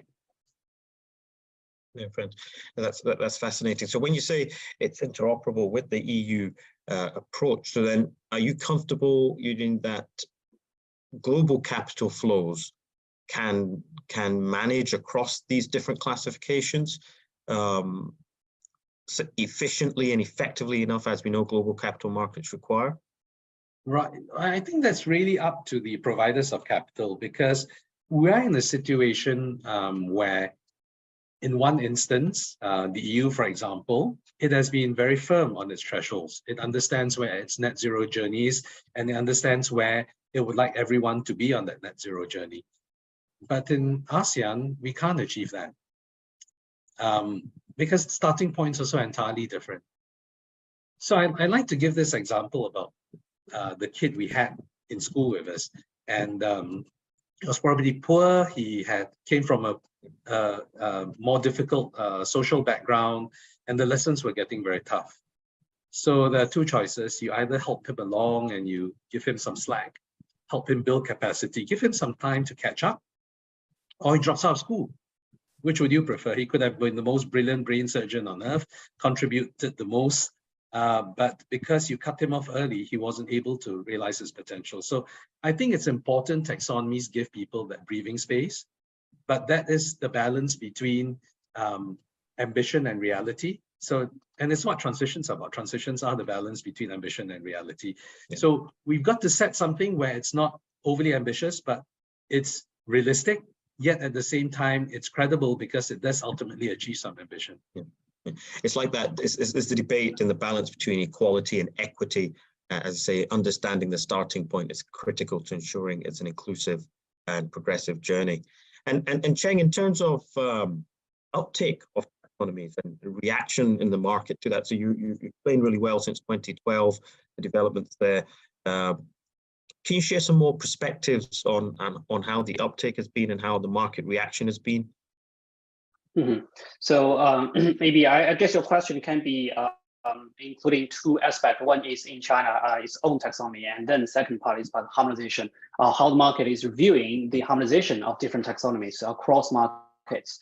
So in China, I think it has been very successful, and taxonomy is only a starting point, because once you have classified what green and non-green is, actually you will be asked to ask them to ask the issuers of green bonds to disclose. So you will be very naturally followed by other pillars to make sure the green or financial market, because market is a system. So the system means that you're building on a conventional financial market, and transition, or sorry, the disclosure or information disclosure is one of the very fundamental rule or fundamental pillar that has to be done. And in the very early days, actually only a few banks was invited or was inspired to issue green bonds. But very soon they realize the benefits of issuing green bonds, not because just they have the opportunity of raise funds, but also because the reputation they can enjoy by issuing green bonds in both China and overseas. By issuing green bonds, actually some investors are more preferable to just invest in them, even though there might be kind of premium in it. And in the meantime, they realize by issuing green bonds, I will be very quickly singling out through my competitors in the big market. So the investors also realize that, and they can just pick around the different market players in the bond market, and the green ones will be among the top priority that I can choose to invest on. That's the first, and also it's within China. And in addition to disclosure, as I said, actually in the very early days, even though someone realized that it is important to get a reputation to issue green bonds, but not all of them. So governments or non-government incentive is also very important. You need to encourage more people to be involved in the market so that the market can be mainstreamed. It's not just a niche market. There are only a small group of people are involved. Only a small group of investors who are interested in that. Is not a market. That's a very small like a toy, right? We want a very big house, but actually it's not a toy. So we need to encourage more people to get in. And then they need to look at not only reputation, but also the financial risk or financial returns profile to make sure they are convinced that this market is more sustainable, and also they can continue to play in this market. So that's the other pillar. And then the products. In addition to bond, we also need to have loan and equities like a stock market and insurance and quite a few others, because investors are investing all across different types of products. You need to make sure different types of investors are all involved in the market. And then capacity. So even if the financials are clear or aware of the opportunity and also risks of investing in this market, but actually the issuers or the preparers of the green bonds, they need to be also, let's say, willing and also able to join this market. This is the case in China, and globally it's the same thing. So even if, for example, in Europe and China, we know we are all claiming that we are creating a green market, which is very big. But actually, when investors are investing in each other market, you realize, firstly, there is a difference in definition. So when you see sustainable and green, actually you require something else. And in China, it's the same thing. Your disclosure is more frequent. The disclosure requirement is more frequent than that in the Europe. So the first, it's more like a barrier, is on definition. After the definition barrier is cleared, you also realize actually disclosure seems to be also a very big issue. So you need to know that disclosure requirements can be comparable, and then maybe some other incentives or products and the capacity building efforts and so on. So the taxonomy could be and should be, and already has been the first step that we have made to make sure the investors who are making investments cross-border are able to just get to each other's market first, and then when they get deeper, they also realize actually other pillars are also very important. And that's actually how the story starts about the common ground taxonomy. Great. Well, thank you so much, Cheng, Eugene, Cheng. This is absolutely fascinating, and there's actually so much more I wanted to unpack with both of you around the common grounds taxonomy, but that will have to wait for another session. Unfortunately, we are now out of time. So thank you once again, Eugene, Chief Executive Officer at SFIA. Thank you for your insights. Cheng as well, much appreciated, Director at the Institute of Finance and Sustainability. Thank you to both of you for sharing your insights and for framing this critically essential, fundamental, foundation stone to the development of the sector, which is understanding the taxonomy and the challenges around that. Thank you very much. Thank you for having us. Thank you. Yes, so much.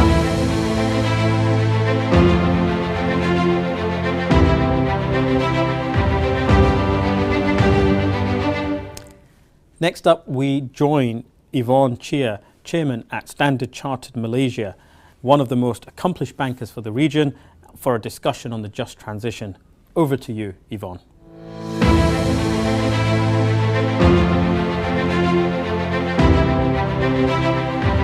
Hi, thank you, Omar.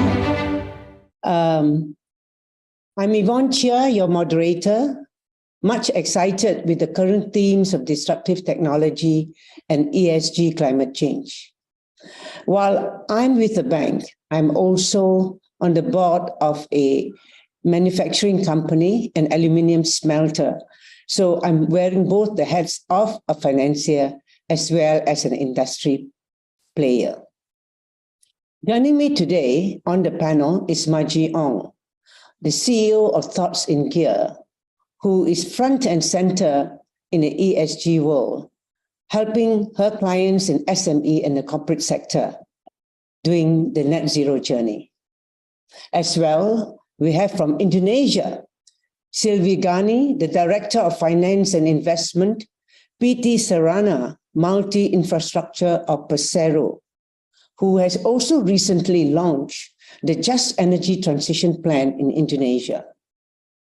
And from London, Remy Fernandez of the UNPRI, the Principles of Responsible Investment. He is a specialist in human rights and social issues. I think I will frame just transition as with industries in transition to a low carbon economy. It is a set of principles, processes, and practices that build economic change to a green, regenerative, circular economy from where we are today. Decent work, green jobs, food, climate change, reskilling are buzzwords associated with just transition. but it is centered on people, transitioning and greening the economy in a way that is fair and inclusive as possible to everyone concerned. Policies and change has to be positive to create more jobs and social justice. When we are resetting the old ways of business with a new sustainability world, the role of banks and financial institutions stands up very clearly as a lever to move the economy. Transition pathways can run into various negative social impact, with the loss of jobs, dislocation of homes, and even civil unrest. The UN SDG are a universal call to action to end poverty, protect the planet, and ensure that all people enjoy peace and prosperity. Embedding the SDGs in transition finance, therefore, becomes critical. ASEAN, as a union of 10 member states, have committed themselves to take actions to deliver the 2030 Agenda for Sustainable Development. Let me share a framework on the ASEAN state of affairs today. Increasing population growth plus the migration to urban areas and cities, increased consumption as well as consumerism poses major challenges as the countries continue to develop. Energy demand is increasing. ASEAN is the world's largest energy consumer. The current structure is skewed towards traditional forms of power generation with fossil fuels. And ASEAN is home to 85% of palm oil trade in the world, beset with accusations of poor labor rights, deforestation, and food safety standards. So you will see the first slide. The first slide shows the challenge of divide in existing development of ASEAN member states. ASEAN has a member state in Laos with a $2,500 per capita GDP versus Singapore with over $75,000 per capita GDP. The second slide on the state of the SDGs in relation to the achievement of the SDGs at the onset of the pandemic, global health crisis in 2020. Now, this gives an overall good idea of the materiality risk collectively in ASEAN. ASEAN is a collaborative union. It has adopted numerous frameworks with regards to climate change and ESG. The governments in each member state have drawn out their perspective, their respective approach with the whole of government and the private sector, and with their respective financing journey via their respective central banks as key arbiter on finance, on the journey to their respective net zero, ranging from years 2050 to 2060.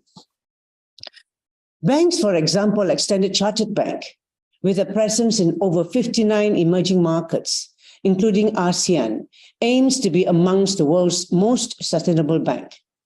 It has announced $300 billion in green and transition finance to help the clients reach their net zero journey. How then can the banks, venture capitalists, PE, and the greater financing community deploy funds and allocate capital to be a force for good in this transition journey? Ladies and gentlemen, with this as a background, let us hear from our first speaker, Margie Ong. Over to you, Margie. Thank you very much, Dr. Yvonne. And with that excellent opening, it brings us to a very, very clear indication that climate change is much more than an environmental crisis. It is a social crisis that forces us to address numerous inequalities. Inequities between rich and poor countries in the world, inequities between rich and poor communities within the countries, between men and women, and between generations as well. Against this backdrop, we see that globally, geographically, the World Bank has found that climate change impact is closely intertwined with global patterns of inequity that encompasses health effects, food, water, and livelihood securities, migration, and of course, forced displacement that we've seen around the world today. For each locality, certain groups are particularly vulnerable, largely tied to socioeconomic status, gender, and other marginalized groups like Indigenous folks and persons with disabilities. In fact, measures to actually counter the climate crisis, like, for example, switching to electric vehicles for public transportation, or introducing carbon pricing and carbon tax, all of which we are definitely pushing for towards a low carbon economy, will in fact unjustly impact the most vulnerable in a community. Along those lines, my second point leads us to the highlight of COP27, the Loss and Damage Fund. Although we are all optimistic, we are still unsure what that means, and hopefully the 24 countries who are working on it this year will be able to give us some clarity in terms of the tools that they will be employing and how that will be dispersed. As an example, we all know that Pakistan, very unfortunately, had the huge floods recently, and they've incurred a total of USD 30 billion in damages and losses, whilst contributing less than 1% towards global emissions. This inequity stands today, and we have hope that it will, in fact, be addressed in, hopefully, this coming year in 2023. My third point is on global supply chains. And as we know, global supply chains at the moment are being disrupted. More than 78% of multinational companies around the world have declared that they will take drastic action if their suppliers do not meet their own net zero goals. Because as we know, they make up the scope 3 of large companies. Now, of all the global export revenue at risk, ASEAN countries make up 4 of the top 10 global export revenues at risk. Now, besides the companies involved, we can imagine that this involves employees, families, communities, and their livelihoods at risk as well. And this brings us to my fourth and final point, which is our community of financial institutions today. Financial institutions have to ensure that net zero plans within the financial institutions, as well as within your financed emissions, actually reflect some of the social impact steps that will be taken within these net zero goals to account for the impact on people behind these companies, in terms of workers and suppliers and communities, as well as consumers around the world that will be impacted. So what can financial institutions do? And before I hand over, allow me to just highlight 4 very high-level points and components that financial institutions can very quickly take today, alongside the multiple frameworks that we have, including whether it's GRI or SASB or TCFD or SBTIs. There is a framework called the Glasgow Financial Alliance for Net Zero, which have attributed 4 key financing strategies specifically for financial institutions around the world. The first is governance. So truly ensuring a set of structure to oversee, incentivize, and support the implementation of net zero plans alongside environmental and social impact implications. The second is a very clear implementation strategy that aligns business activities, products, services, and detailed policies with net zero environmental and social objectives. Thirdly, engagement strategies. So ensuring that we're not setting these plans in isolation, but engaging with external stakeholders in support of these net zero objectives. And finally, and sometimes most importantly, metrics and targets. Metrics and targets that help us assess, monitor, evaluate progress towards these net zero objectives and the actual impact progression that we have within the environmental and social arenas. And with this, I'd like to hand back to Dr. Yvonne in terms of really being able to progress the conversation. Thank you so much. Thanks, Margie. Indeed, there are a lot of challenges. Our next speaker, representing the largest economy from ASEAN, Indonesia, is Sylvie Ghani, who will share her insights on the role of government in transition finance, and especially playing a very important role in the ASEAN collaborative frameworks through the ASEAN Secretariat. Over to you, Sylvie. Thank you, Dr. Yvonne. Can I have my slide to be shared? Yes, please. Okay, next page, please. Thank you. So I'll start with the a little bit background on what SMI is for those who are not familiar with SMI. But SMI is considered as a non-bank financial institution or the only special mission vehicle of the Indonesia government, wholly owned by Ministry of Finance. So we carry the mandate as the leading catalyst in the acceleration of infrastructure development in Indonesia. Next page, please. So this part of the our business that we provide financing and also investment advisory services for public financing, financing the municipal and local government, as well as financing the private sector. Next page, please. So the role of PTSMI in climate change is that we supporting the government program in solving the climate change in Indonesia, because Indonesia is very vulnerable on the climate change effect, because most of the population living in the coastal area that will be severely impacted by the climate change. So in fact, that the role that we carry actually coming from the government agenda on the climate change, that we have established the Sustainable Financing Division that focus on the sustainable finance, mostly to the green project. We also one of the accredited entity in Southeast Asia from Green Climate Fund. SMI also established the platform together with the government, SDG Indonesia 1, where the all the parties that has an interest in the SDG coming together, providing the blended finance. We also has issued the green bond and in 2017, and that's why then every year we issued like a green bond and impact report.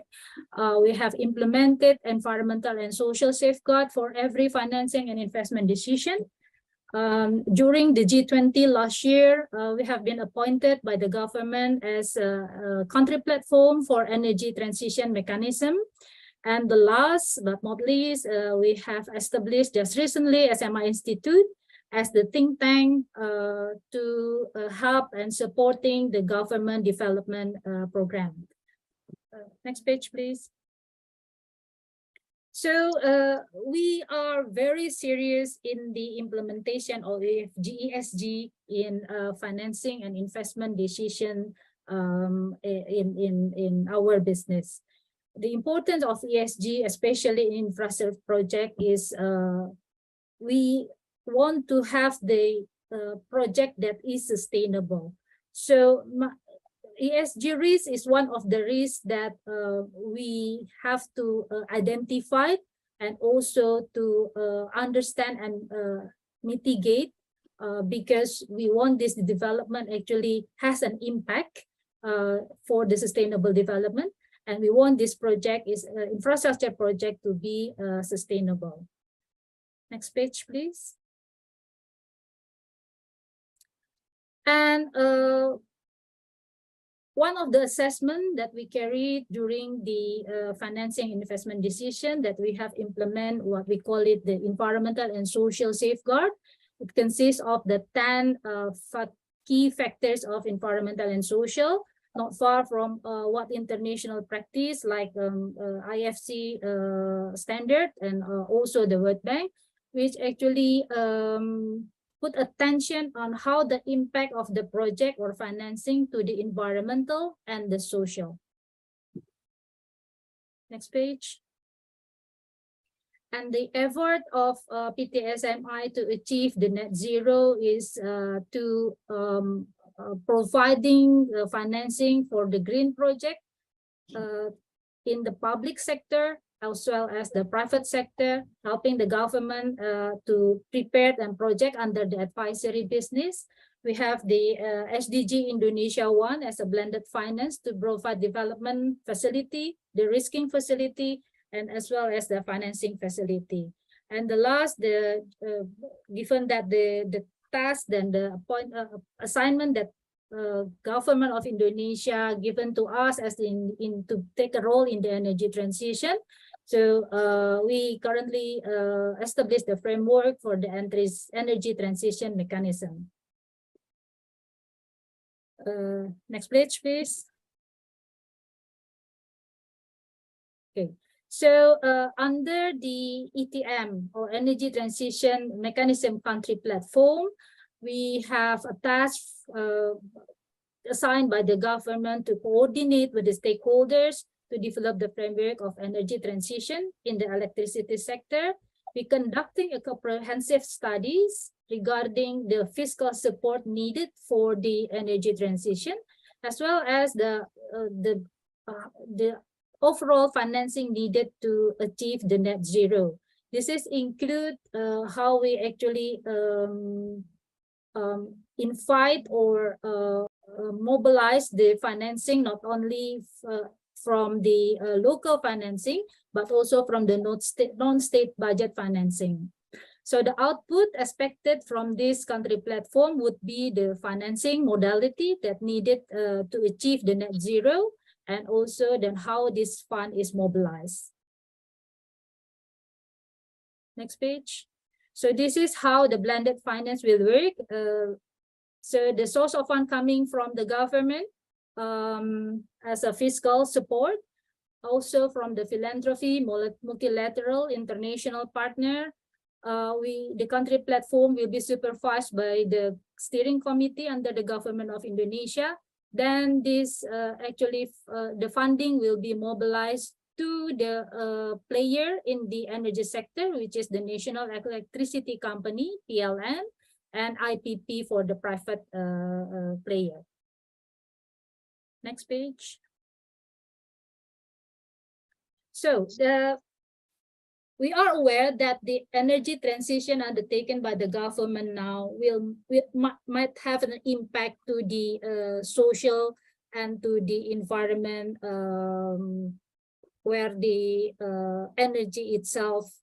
Then we want to make sure that the impact will be minimized. So that's why we currently working together with the government and the ADB in this case to establish what we call it the just transition concept. The transition that will have the very minimal impact to the environmental and social. The key policy area is being established not only to the environment, but also to the social, to the labor, and to also the industry that related to the energy transition. Next page, please. So we have still more homework to do in regards to the energy transition, that we have to find the fundraising opportunity. We need to work together with the government as well to establish the carbon market framework. And last but not least, to help the government of Indonesia in the transition taxonomy, so we can invite more private sector to participate in this energy transition. Next. So that's the end of my presentation. I'll hand over this to Dr. Yvonne. Yes, thanks. Thank you, Sylvie.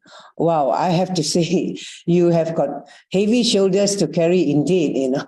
It's a vast responsibility and on so many levers for you to have it to coordinate. Yeah, and with that, I think it'd be nice to hear from a UN perspective and over from London, Remy, the insights of what you think a decent work and living wage is, and the social dialogues that are ongoing today. Over to you, Remy. Thank you very much, Yvonne. And I think, you know, just the call to action at the beginning is clear.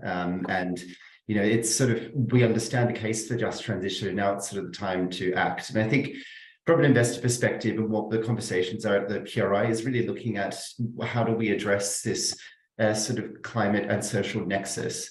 And I think investors play a really key role in driving a just transition and can ultimately help to accelerate and optimize climate efforts. So looking more sort of at that tangible aspect, so incorporating just transition into investment strategy, investors can accelerate it through the different levers available to them. So looking at things such as capital allocation and stewardship. So there are several drivers prompting this, and I think my other panelists really outlined the case quite clearly, but sort of looking at a sort of broader picture, there's a recognition of value drivers and investment opportunities such as transition finance and green markets, and then also at the same time, increased risks of failure to act. So this could be through the impact of carbon pricing, growing unemployment in certain sectors, decreased asset value, as well as abandonment. So I think although there's been some encouraging development with regards to the integration of just transition, there needs to be significantly more uptake. So for instance, we need to see a greater amount of net zero commitments incorporating a social component. Otherwise, what we risk doing is exacerbating these pre-existing social issues through the transition. So such issues include, and are not limited to, informal work, forced labor, modern slavery, and child labor, which if we don't incorporate those into our commitments, we just risk sort of making these problems much larger once we sort of transition out of high carbon. And following on from that point, there's been a lot of focus on the transition out. With interim investor net zero targets on the horizon, investors are facing increased pressure to accelerate their plans and focusing on decarbonizing portfolios. In other words, transitioning out of a high carbon economy. However, with that in mind, I think it's really crucial to think about what we're actually transitioning into. And so what's important here is when we're talking about transitioning into green jobs, these green jobs need to be decent jobs. And just picking up on the points in the question, Yvonne, is decent jobs, what that means is jobs that have minimum safeguards. So in our decent work paper, these minimum safeguards are a living wage, access to health, safety benefits, and social security. And this is social security that exists beyond the ILO Core Convention on Social Security and the related conventions on it, as well as equal opportunity and treatment. And then fundamentally, freedom of association and social dialogue, which forms a really sort of key underpinning factor that can help shape what a living wage is and what these sort of benefits are. So that's sort of quite a large sort of overview. So hopefully that sort of does justice in terms of what the investor case is. So back to you, Yvonne. Yes.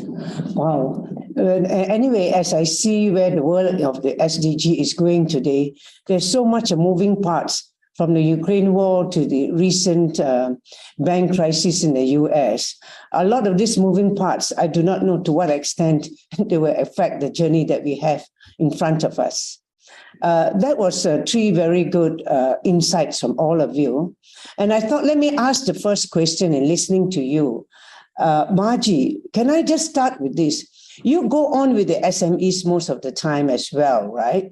And as well as corporates as well. What are the kind of conversations that's ongoing? And what kind of challenges, especially in the supply chain, that you see as you go around with them to assist them in the net zero journey?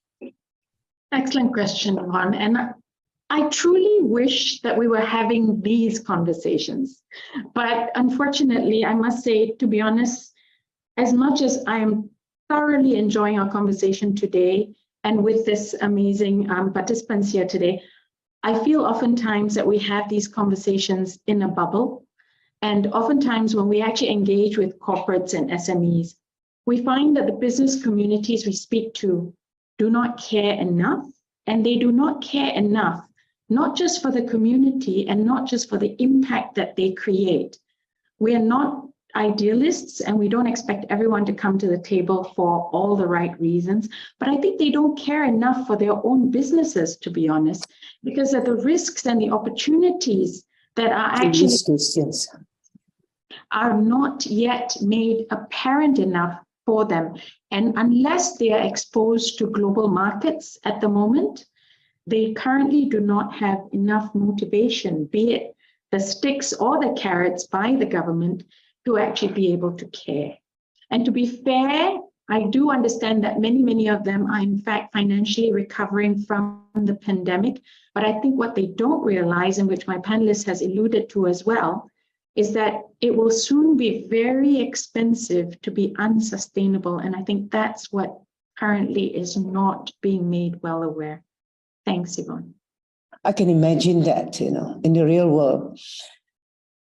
I think my next question to Sylvie is, Sylvie, when you looked at the move by the Indonesian government to their new capital, the motivation behind that and the challenges behind that, how do you go about to influence that decision with science-based kind of data in that decision itself to the new capital of Indonesia? Okay, I think the motivation is to actually to have the more equal development all over Indonesia. As we know that the development is centered into the Java Island and the Sumatra Island. If you look at how these two islands contributed to the GDP, it contributes around 70% of the GDP. So everything, especially in Jakarta, is centered into the Jakarta. Jakarta has the problem. So we're going to sink if we don't solve this problem, right? So that's why we need the new capital city actually to make it this development is more even. The challenge that we have in this development that, yes, we do the time constraint because we're going to have the election next year. And the very ambitious target by the President of Indonesia to have the ceremony of Independence Day by August next year. So that's one of the challenges of development. And the second challenge that we have the limited fiscal financing on this new capital city. So we need to mobilize the private funding into this development of the new capital city.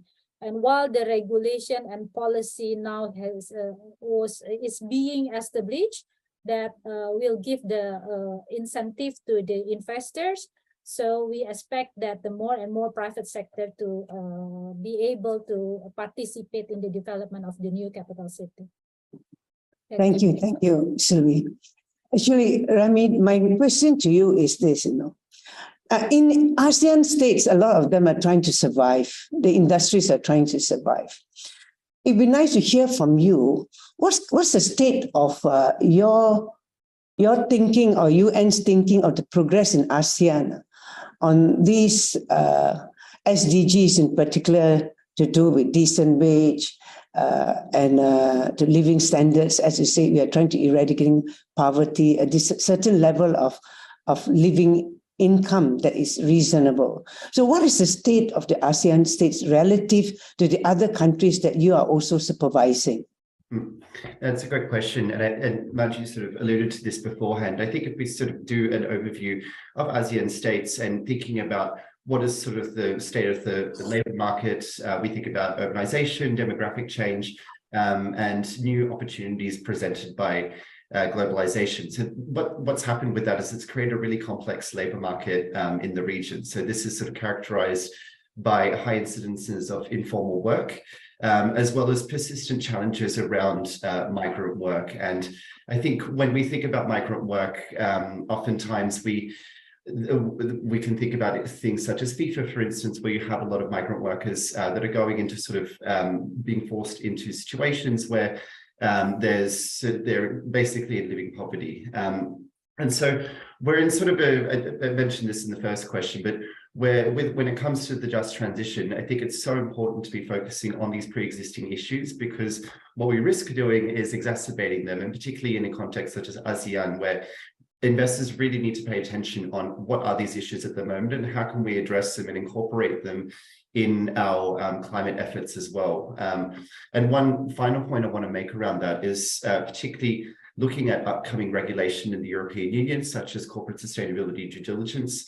This is going to be placing increased pressure on investors to carry out due diligence, and then also think about, when they identify salient human rights risks, how do they go about addressing them and mitigating them? So it's a large task ahead, but the business case is clear and regulation is now catching up. So basically the time to act is now.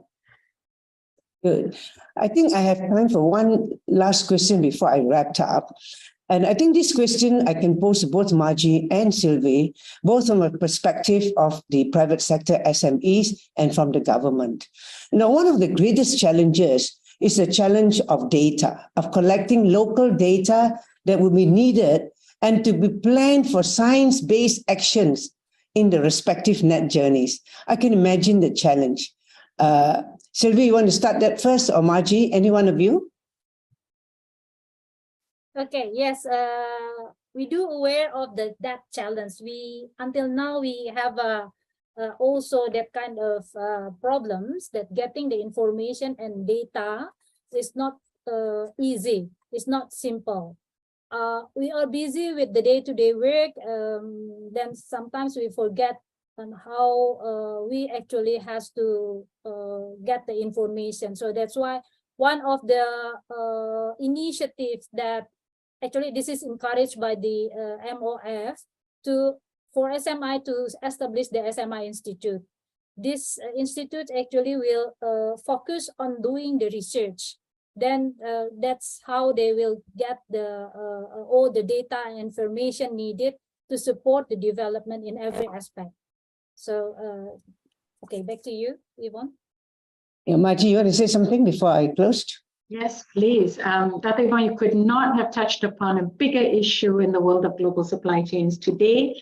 And just in short, the fact that the issue of data, both the visibility, the transparency, and in fact, the actual real data gathering on the ground as well, is probably one of the biggest issues we face in terms of being able to address both the environmental and social issues as well. When we talk about targets and 2050 net zeros, it all comes down to baselining as well. And even the baseline at the moment, in terms of being able to secure data for that, is very hard, especially in ASEAN. I just spoke to folks from Scandinavia, and they're down to tier 3 supplier data. And I think we really have to ramp up our efforts around data in the supply chain. Thank you. Yes, indeed, indeed. I think it's now time to close it. Let me give a very quick closing remarks here. In particular, I think the ASEAN states are good partners. They collaborate well, and they all know that they uphold the principles of equity within the ASEAN dialogue that we have. But each one of them have different national circumstances. So you will see that there will be a bit of differentiation in the way they approach. That's where we see the ASEAN going forward. But it is also very clear that the banks, as they channel their financing in the transition journey, we, the financiers, can shape the behavior and the actions, and therefore can have different impact for society and the environment. So money and the allocation of capital, when aligned with actions to impact societal good, indeed can be a force for good. But never underestimate the challenges that is ahead of us as we transform the economy and lives. And if we don't properly manage it, we can cause serious divide and even social unrest. But I'm confident, in listening to all the speakers today, that though they acknowledge the challenges, there is optimism as well. That when responsible players decide to embed SDG values, good conduct, and look beyond pure profit per se, they will attract the financing and the capital. and they will be the future winners. And from a financier's point of view, I would say that I'm confident that in the years ahead to 2030, sustainable finance will be the norm. With that, I want to thank everyone and each of you today for your excellent insights, and for GEFI to give us the platform to showcase some of the challenges on ESG, on just transition for ASEAN. And with that, I hand over to you, Omar. Thank you very much.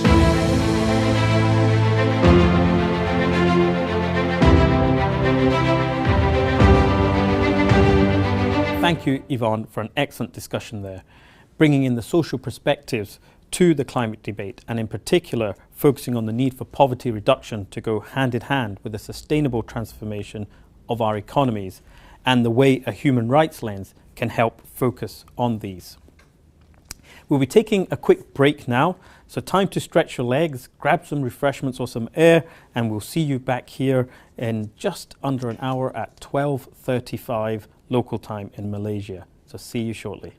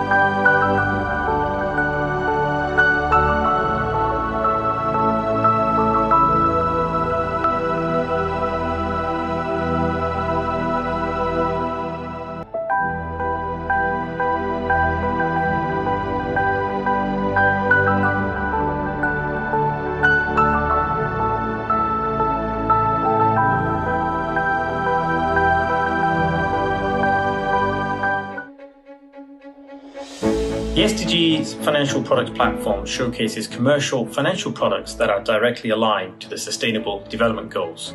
The platform's aim is to facilitate the development of innovative, SDG-aligned financial products across asset classes that ultimately build the ecosystem of SDG investing.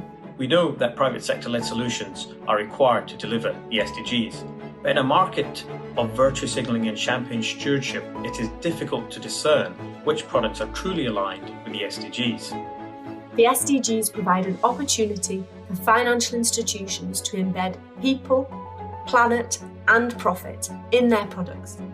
The world of ESG is full of jargon and fragmented approaches currently.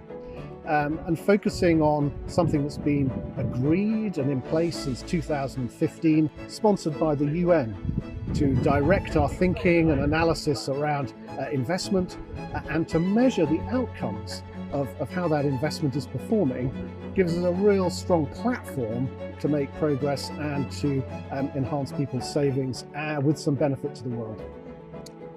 We're incredibly pleased to be part of the Global Ethical Finance Initiative. We believe that the work we have done around sustainable sovereign bond investing merits a broad audience, and GEFI gives us that broader audience than that which we could achieve ourselves. The platform is open to applications from new and existing financial products representing leading market practice across different asset classes. Products listed on the platform must be of significant size, ideally in excess of 100 million, and scalable. Platform partners must demonstrate genuine commitment to the SDGs and be willing to share their experiences in the product development cycle. The SDG Financial Products Platform is the result of a collaboration between the Global Ethical Finance Initiative, or GEFI, and the United Nations Development Programme. The platform is open to applicants that can demonstrate an alignment with the SDGs. GEFI undertakes detailed, extensive sustainability-focused due diligence and only selects partners that demonstrate a genuine authenticity and dedication to the 2030 SDG agenda.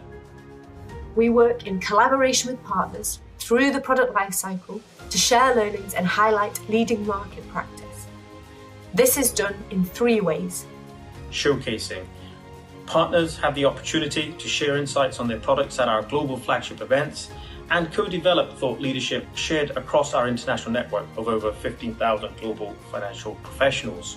Enhanced authenticity. Partners benefit from additional product endorsement through the unique collaboration with an established NGO. Technical expertise and knowledge. We meet quarterly with the partners to share insights on market developments that help refine the product strategy, and we use GEFI's proprietary SDG framework methodology that utilizes 160 plus targets and 300 plus indicators to intertwine them within the investment thesis. GEFI and the UNDP launched the platform at COP26 with the platform's first core partner, Aegon, and its Global Sustainable Sovereign Bond Fund. So I'm delighted that Aegon UK and Aegon Asset Management have partnered with GEFI in the launch of the new Aegon Global Sustainable Sovereign Bond Fund. And I'm proud that we've invested £100 million of one of our key default funds, the Universal Balance Collection, into this fund. We try to invest in those countries that do show right now best practices in terms of sustainability when it comes to regulation, but also we try to identify those that are doing the best to improve in the future. So not only current leaders, but also future leaders. Well, the main attraction to invest in sustainable sovereign bonds is that you achieve long-term resilience. So you're able to protect capital, but as well find sources of yield and performance for the future. And also you will construct a portfolio that will be resilient under different scenarios, including extreme climate scenarios. We expect those countries to perform better just because they are today investing in solving these issues for the future. If you are committed to achieving the SDGs and are interested in having your product promoted on the SDG platform, please get in touch with GEFI.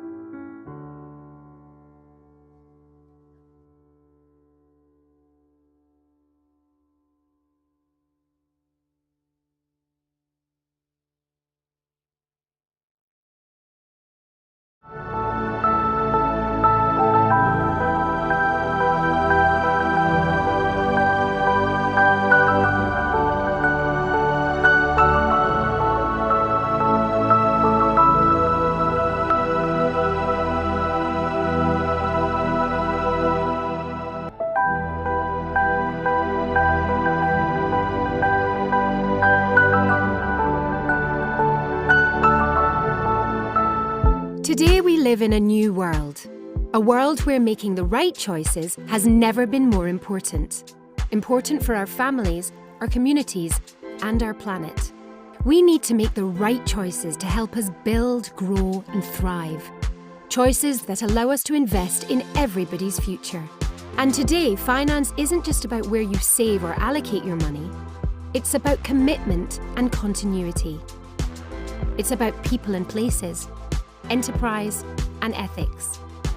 Thinking beyond GDP and profit towards happiness, inclusiveness and well-being. It's about finance with purpose. The Global Ethical Finance Initiative believes in using finance for positive change, enabling transparency and choice that facilitates a more sustainable, responsible and stable financial system. A system that is both innovative and fair, that benefits the local and global community. We believe in the values of our environment and the worth of an individual's well-being, in enterprise that is ethical, in growing portfolios but not at any cost. We believe in profit with purpose and finance for positive change, and strive for system solutions to global problems. Founded in the historic city of Edinburgh, we draw inspiration from the Scottish Enlightenment figures who position Scotland as a leading centre of entrepreneurial spirit. Today, Scotland is home to accelerating startups and respected financial institutions. It is very much alive with innovators and creative thinkers, generating fresh ideas and new perspectives. At the Global Ethical Finance Initiative, we look outwardly to our partners from around the world, amplifying, collaborating and inspiring, enabling us to harness this combined knowledge for the benefit of our network. And how do we do this? Through our key pillars of advocacy and building ecosystems, which together encourages and facilitates the cross-pollination of ideas that helps grow and develop both individuals and institutions. The advocacy of ethical finance is achieved by bringing people together, achieved via a series of world-leading events, both virtually and in person. Every year, our Ethical Finance Summit is attended by the world's foremost financial, political and faith leaders. These experts dive into themes such as responsible investing, sustainable banking, inclusive growth, and rethinking capitalism, all aimed at ensuring that positive change is at the heart of our financial system. Change that supports targets such as the Paris Agreement and the UN Sustainable Development Goals. Our award-winning discussion series, the Edinburgh Ethical Finance Roundtable, established in 2010, attracts stakeholders and thinkers from all walks of life, including asset managers, asset owners, banks, regulators, charities, universities, governments and faith groups. People from across our network uniting to share perspectives committed to the development of a better world. We build ecosystems that encourage collaboration. Our pioneering work with the United Nations Development Programme helps drive private capital towards SDGs. And our 2-year programme is a journey focused on investment analysis and identifying market opportunities. The Edinburgh Declaration, the world's first interfaith collaboration on ethical finance, is a shared values framework that shines a light on common purposes and values, and can inform financial professionals and institutions on creating a values-based culture. And our Ethical Finance Hub campaigns for the positive influence that ethical finance can bring to Scotland through market campaigns and capacity building. At the Global Ethical Finance Initiative, we have an experienced team with an in-depth knowledge of finance, law, research, advisory, marketing and public relations, and event curation. Our journey has begun, and momentum is gathering. The case for ethical finance is beyond doubt, and with the help of our global network, we have developed award-winning initiatives, hosted world-class summits that have influenced policymakers and helped map the ethical finance landscape. We provide governments with research and advise banks and asset managers on how to invest responsibly and in line with the UN Sustainable Development Goals. We are a founding stakeholder endorser of UN principles for responsible banking, and we help provide a platform for ethical finance that delivers profits with purpose. Our global community is growing, and we want you to be a part of it. Join us and make a difference.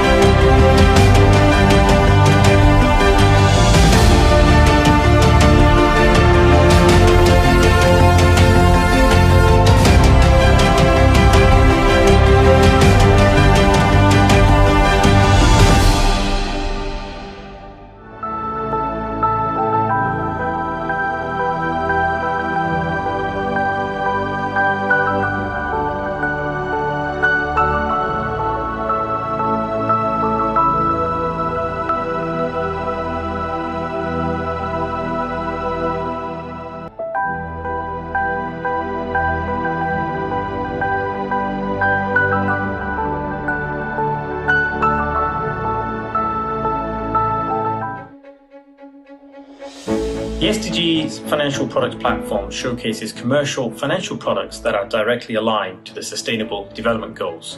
The platform's aim is to facilitate the development of innovative, SDG-aligned financial products across asset classes that ultimately build the ecosystem of SDG investing.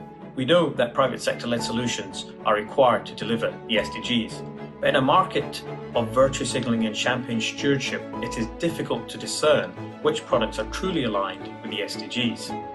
The SDGs provide an opportunity for financial institutions to embed people, planet, and profit in their products. The world of ESG is full of jargon and fragmented approaches currently. And focusing on something that's been agreed and in place since 2015, sponsored by the UN, to direct our thinking and analysis around investment and to measure the outcomes of how that investment is performing, gives us a real strong platform to make progress and to enhance people's savings with some benefit to the world. We're incredibly pleased to be part of the Global Ethical Finance Initiative. We believe that the work we have done around sustainable sovereign bond investing merits a broad audience, and GEFI gives us that broader audience than that which we could achieve ourselves. The platform is open to applications from new and existing financial products representing leading market practice across different asset classes.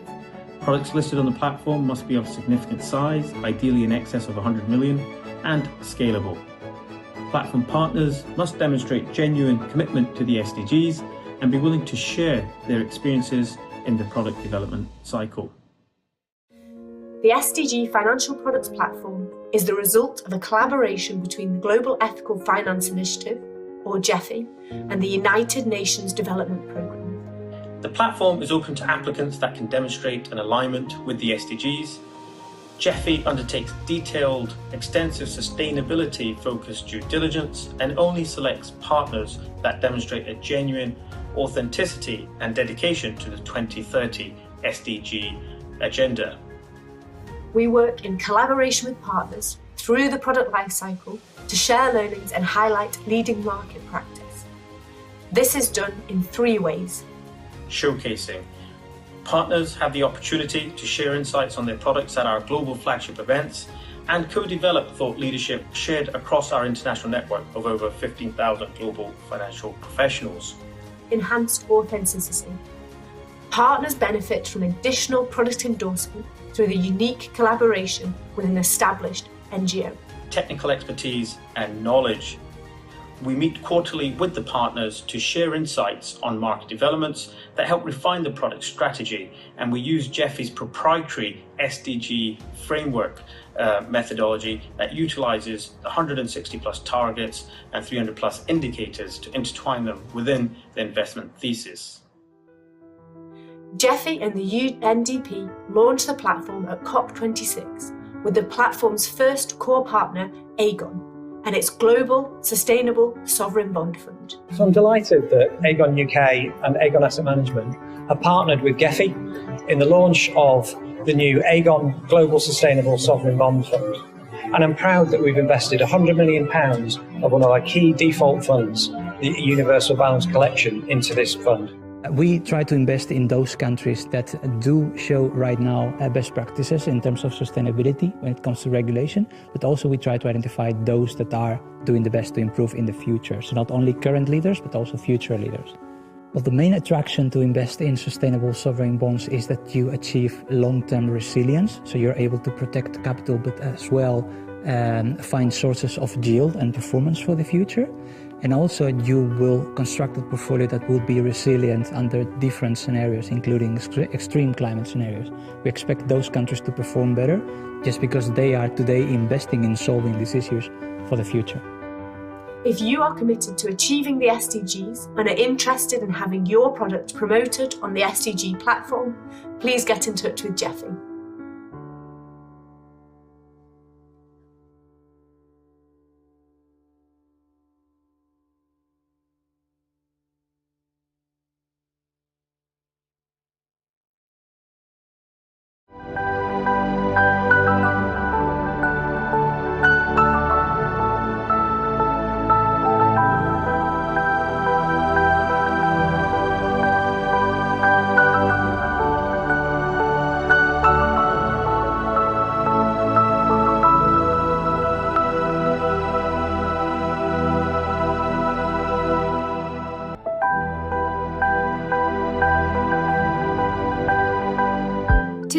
live in a new world.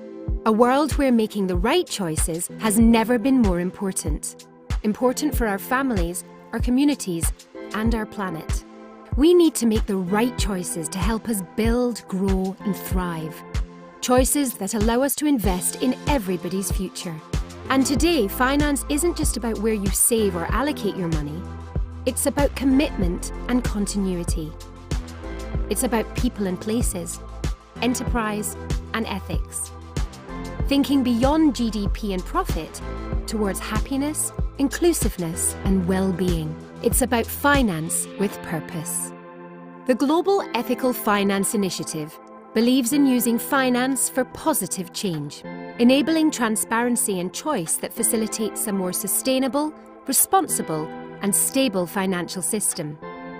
A system that is both innovative and fair, that benefits the local and global community. We believe in the values of our environment and the worth of an individual's well-being. In enterprise that is ethical, in growing portfolios but not at any cost. We believe in profit with purpose and finance for positive change and strive for system solutions to global problems. Founded in the historic city of Edinburgh, we draw inspiration from the Scottish Enlightenment figures who position Scotland as a leading centre of entrepreneurial spirit. Today, Scotland is home to accelerating startups and respected financial institutions. It is very much alive with innovators and creative thinkers, generating fresh ideas and new perspectives.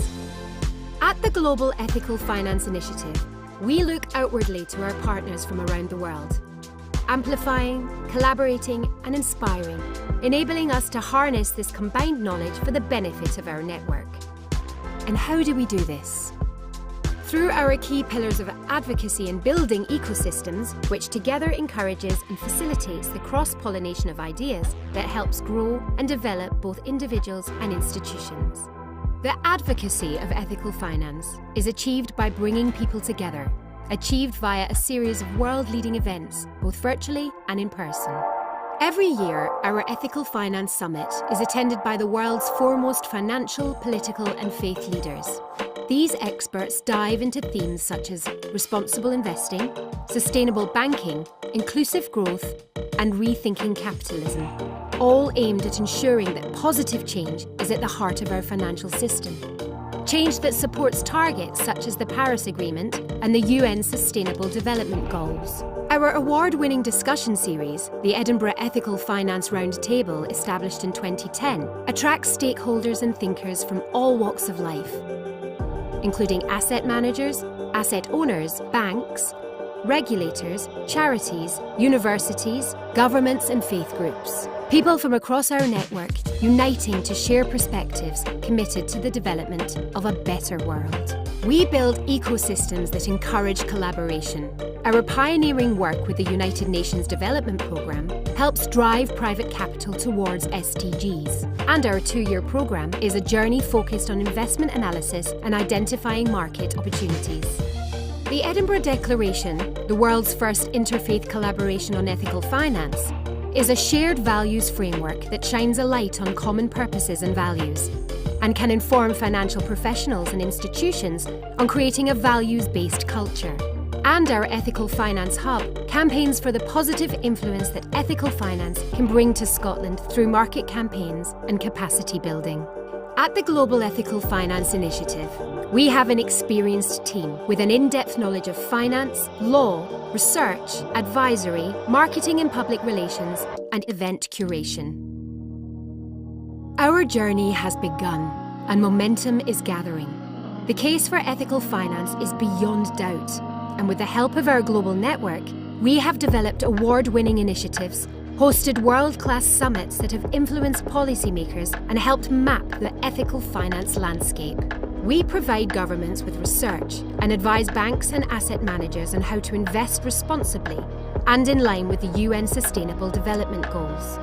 We are a founding stakeholder endorser of UN principles for responsible banking, and we help provide a platform for ethical finance that delivers profits with purpose. Our global community is growing, and we want you to be a part of it. Join us and make a difference.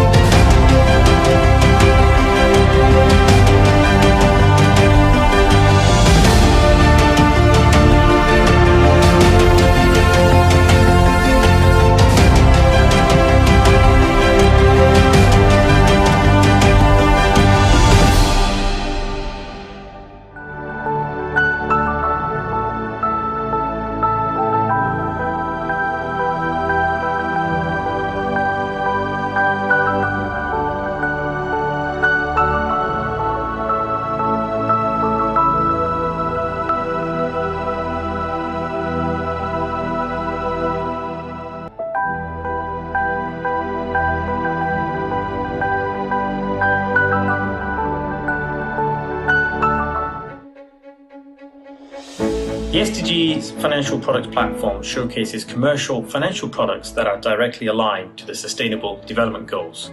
The platform's aim is to facilitate the development of innovative, SDG-aligned financial products across asset classes that ultimately build the ecosystem of SDG investing. We know that private sector-led solutions are required to deliver the SDGs, but in a market of virtue signalling and champagne stewardship, it is difficult to discern which products are truly aligned with the SDGs. The SDGs provide an opportunity for financial institutions to embed people, planet, and profit in their products. The world of ESG is full of jargon and fragmented approaches currently. And focusing on something that's been agreed and in place since 2015, sponsored by the UN, to direct our thinking and analysis around investment and to measure the outcomes of how that investment is performing, gives us a real strong platform to make progress and to enhance people's savings with some benefit to the world. We're incredibly pleased to be part of the Global Ethical Finance Initiative. We believe that the work we have done around sustainable sovereign bond investing merits a broad audience, and GEFI gives us that broader audience than that which we could achieve ourselves. The platform is open to applications from new and existing financial products representing leading market practice across different asset classes. Products listed on the platform must be of significant size, ideally in excess of 100 million, and scalable. Platform partners must demonstrate genuine commitment to the SDGs and be willing to share their experiences in the product development cycle. The SDG Financial Products Platform is the result of a collaboration between the Global Ethical Finance Initiative, or GEFI, and the United Nations Development Programme. The platform is open to applicants that can demonstrate an alignment with the SDGs. GEFI undertakes detailed, extensive sustainability-focused due diligence and only selects partners that demonstrate a genuine authenticity and dedication to the 2030 SDG agenda. We work in collaboration with partners through the product lifecycle to share learnings and highlight leading market practice. This is done in 3 ways. Showcasing. Partners have the opportunity to share insights on their products at our global flagship events and co-develop thought leadership shared across our international network of over 15,000 global financial professionals. Enhanced authenticity. Partners benefit from additional product endorsement through the unique collaboration with an established NGO. Technical expertise and knowledge. We meet quarterly with the partners to share insights on market developments that help refine the product strategy, and we use GEFI's proprietary SDG framework methodology that utilizes 160 plus targets and 300 plus indicators to intertwine them within the investment thesis. GEFI and the UNDP launched the platform at COP26 with the platform's first core partner, Aegon, and its Global Sustainable Sovereign Bond Fund. So I'm delighted that Aegon UK and Aegon Asset Management have partnered with GEFI in the launch of the new Aegon Global Sustainable Sovereign Bond Fund. And I'm proud that we've invested £100 million of one of our key default funds, the Universal Balance Collection, into this fund. We try to invest in those countries that do show right now best practices in terms of sustainability when it comes to regulation, but also we try to identify those that are doing the best to improve in the future. So not only current leaders, but also future leaders. Well, the main attraction to invest in sustainable sovereign bonds is that you achieve long-term resilience. So you're able to protect capital, but as well find sources of yield and performance for the future. And also you will construct a portfolio that will be resilient under different scenarios, including extreme climate scenarios. We expect those countries to perform better just because they are today investing in solving these issues for the future. If you are committed to achieving the SDGs and are interested in having your product promoted on the SDG platform, please get in touch with GEFI.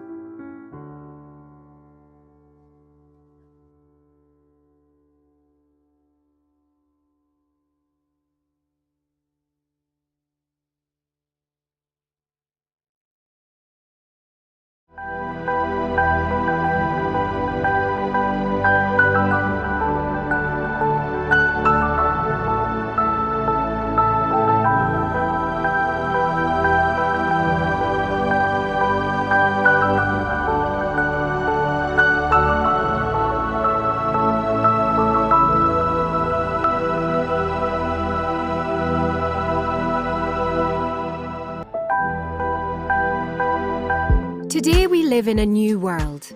A world where making the right choices has never been more important. Important for our families, our communities, and our planet. We need to make the right choices to help us build, grow, and thrive. Choices that allow us to invest in everybody's future. And today, finance isn't just about where you save or allocate your money. It's about commitment and continuity. It's about people and places, enterprise and ethics. Thinking beyond GDP and profit towards happiness, inclusiveness and well-being. It's about finance with purpose. The Global Ethical Finance Initiative believes in using finance for positive change, enabling transparency and choice that facilitates a more sustainable, responsible and stable financial system. A system that is both innovative and fair, that benefits the local and global community. We believe in the values of our environment and the worth of an individual's well-being, in enterprise that is ethical, in growing portfolios but not at any cost. We believe in profit with purpose and finance for positive change, and strive for system solutions to global problems. Founded in the historic city of Edinburgh, we draw inspiration from the Scottish Enlightenment figures who position Scotland as a leading centre of entrepreneurial spirit. Today, Scotland is home to accelerating startups and respected financial institutions. It is very much alive with innovators and creative thinkers, generating fresh ideas and new perspectives. At the Global Ethical Finance Initiative, we look outwardly to our partners from around the world, amplifying, collaborating and inspiring, enabling us to harness this combined knowledge for the benefit of our network. And how do we do this? Through our key pillars of advocacy and building ecosystems, which together encourages and facilitates the cross-pollination of ideas that helps grow and develop both individuals and institutions.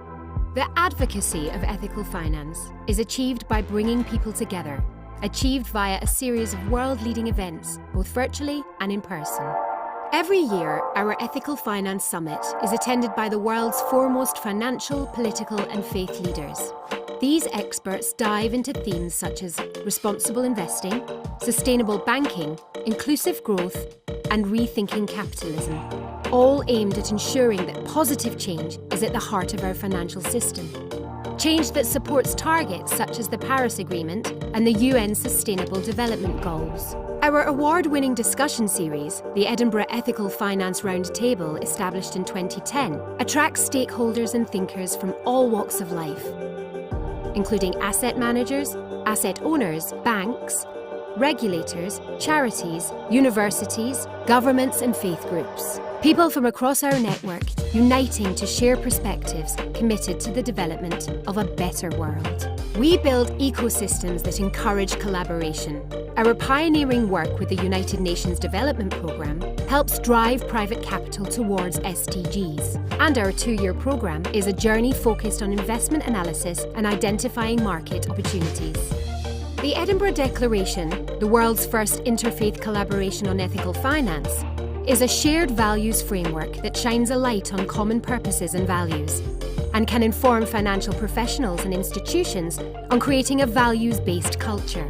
And our Ethical Finance Hub campaigns for the positive influence that ethical finance can bring to Scotland through market campaigns and capacity building.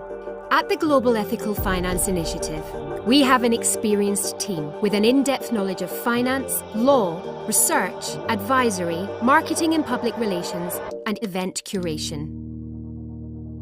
Our journey has begun, and momentum is gathering.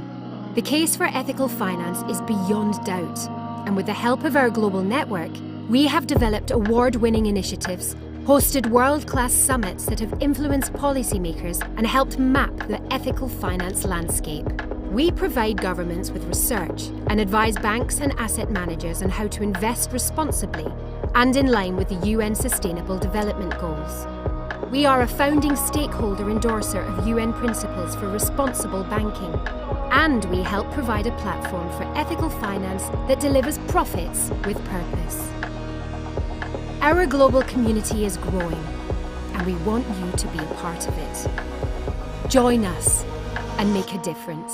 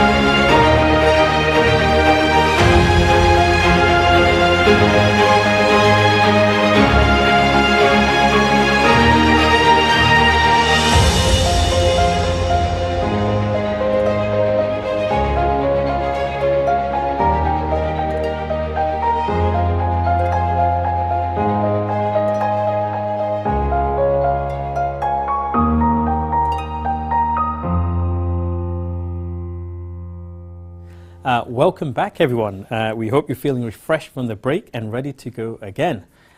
Now we have our panel. The first of our afternoon panel sessions will focus on a topic very close to my heart. That is sustainable Islamic finance. Moderated by Nurliza Mohammed Maidin, Head of Special Projects at Islamic Sustainable Finance at Maybank.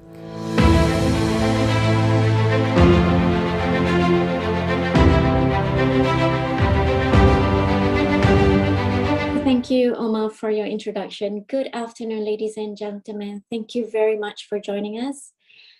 One could say there are similarities between ESG and Islamic finance. Both aim to promote societal benefits and eradicate harm. ESG assets is close to US dollars 20 trillion. However, Islamic finance in comparison is hovering just close to $3 trillion. Our focus today over the next 30 minutes is to discuss the topic of Islamic sustainable finance. We look at where the market currently stands, what is its potential, and within the broader ESG market, what challenges we need to overcome. We're pleased to have three very distinguished industry leaders, Raja Amir Shah, Angelina Jean, and Ella Kara on our panel today. Raja Amir is the CEO of HSBC Amanah. He spearheads the sustainable leadership and value-based intermediation efforts for the HSBC Group and in Malaysia. He has played a very important role in the Sukuk market, having originated and structured a number of first-to-market landmark Sukuk transactions. Angelia is CEO and Head of Southeast Asia and Hong Kong Distribution at BNP Paribas Asset Management Singapore. In addition to overseeing the firm's Southeast Asia business interests, she is in charge of driving sustainable solutions across the market's client groups. And last but not least, Ella Kara is an investment director at the Global Equity Team at Aberdeen, where she leads the Islamic strategies and sustainable equity products. Welcome to the panel, Raja Amir, Angelina, and Ella Kara. It's nice to have you here. Let me start by asking the first question to Raja Amir. Usually it's ladies first, but I think we have you as the only odd one out here, so we will give you a lot of preference today. And so, Raja Amir, could you walk us through some examples of sustainable Islamic banking products in the market right now, and share with us as well how have you seen this change over the recent years? Sure, thanks, Lisa. Pleasure to be on the line today with you and to share some of the insights regarding the development of the products, specifically ESG social products within the Islamic space. So, I mean, just to answer your second question first, in terms of the development within this space over the last few years, definitely we have seen, a huge growth within the type of products which are available in the banking space as well as the capital market space, and specifically regarding the way they are structured, as well as the kind of disclosures that investors expect, has been on a upward trajectory over the past few years. So if I could just very quickly sort of just break it down in terms of the kind of banking, Islamic banking products that we see which do comply with ESG, starting first with what we see on the retail side of things. So we must always remember that banking is not only wholesale, it's obviously retail as well. So the kind of retail products which we have seen in the market proliferate over the past few years are the types of green mortgages. So green mortgages would be products which are lending products which are attached to a loan which is being provided to a client who is looking to buy a property which has been certified as green. Now the certification takes different sort of forms. It can be LEED, it can be GBI, depending on the jurisdiction of the financing. Secondly, we have credit cards with charity features. So these credit cards, when I say with charity features, means number one, the credit card is made of 100% recyclable plastic. And also there is a charitable feature within that credit card, which allows you to make a donation to one of pre-selected recipients. And if you do make that option to donate, the bank will typically match fund up to a certain percentage. In the case of HSBC Amanah, we match fund 1% of any donation made on our credit card. And then there's obviously the solar financing, which is financing which is provided to clients who want to upgrade their houses, to provide to put solar panels in their houses. And there's also on the car side of things, the vehicle financing. There are special financing products for EV financing, as well as to set up EV charging bases in your own home. So we move on to sort of the financing asset side of things, which is in the wholesale segment. So within the wholesale segment, you have obviously your green, social, as well as sustainable financing. So these are very much products which provide financing, which align with one of the principles in the market. They can be the Loan Markets Association group green loan principles. They can be the loan markets social loan principles. And as of late, we've seen a development within the sustainability linked financing space, which is obviously, as it means, use of proceeds are pretty much open. You can use the facility for something which is not as prescriptive as a green social or a social loan. However, the financing is tied to a specific rate. If you achieve that KPI, or if you don't achieve the KPI, you pay a step-up rate, or an equivalent amount of penalty is used as a charitable donation.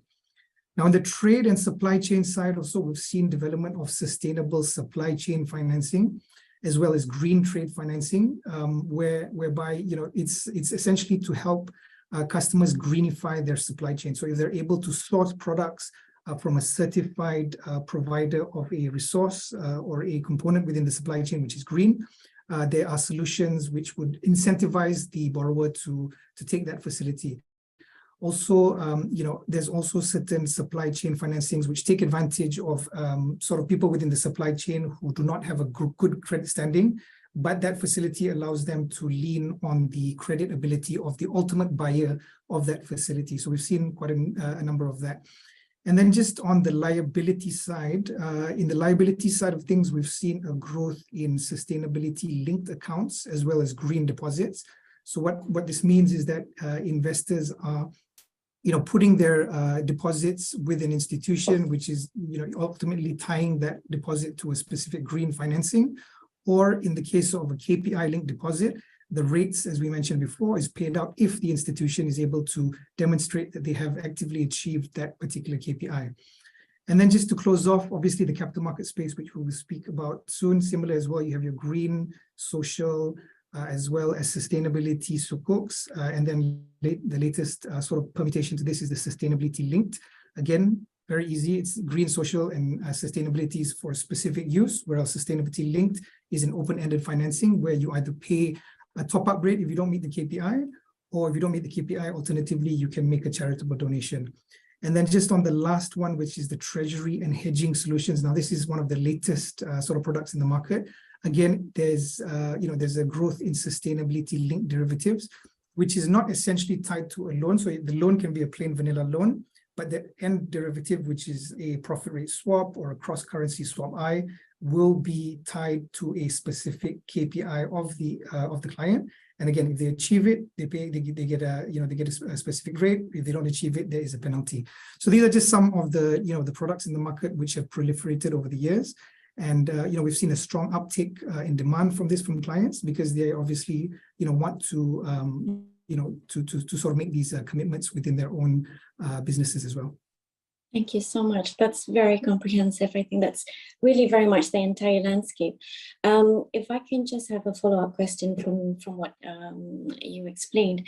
In making this maybe just a little bit of differentiation from what's out there in the market, from what you just said to what Islamic finance offerings is, could I say that, with the linking of credit card to charity, is that Islamic finance tend to also couple the considerations of environment very much at the same time with social impact as well? Are you saying that as a trend and as a feature for Islamic finance or Islamic sustainable finance products?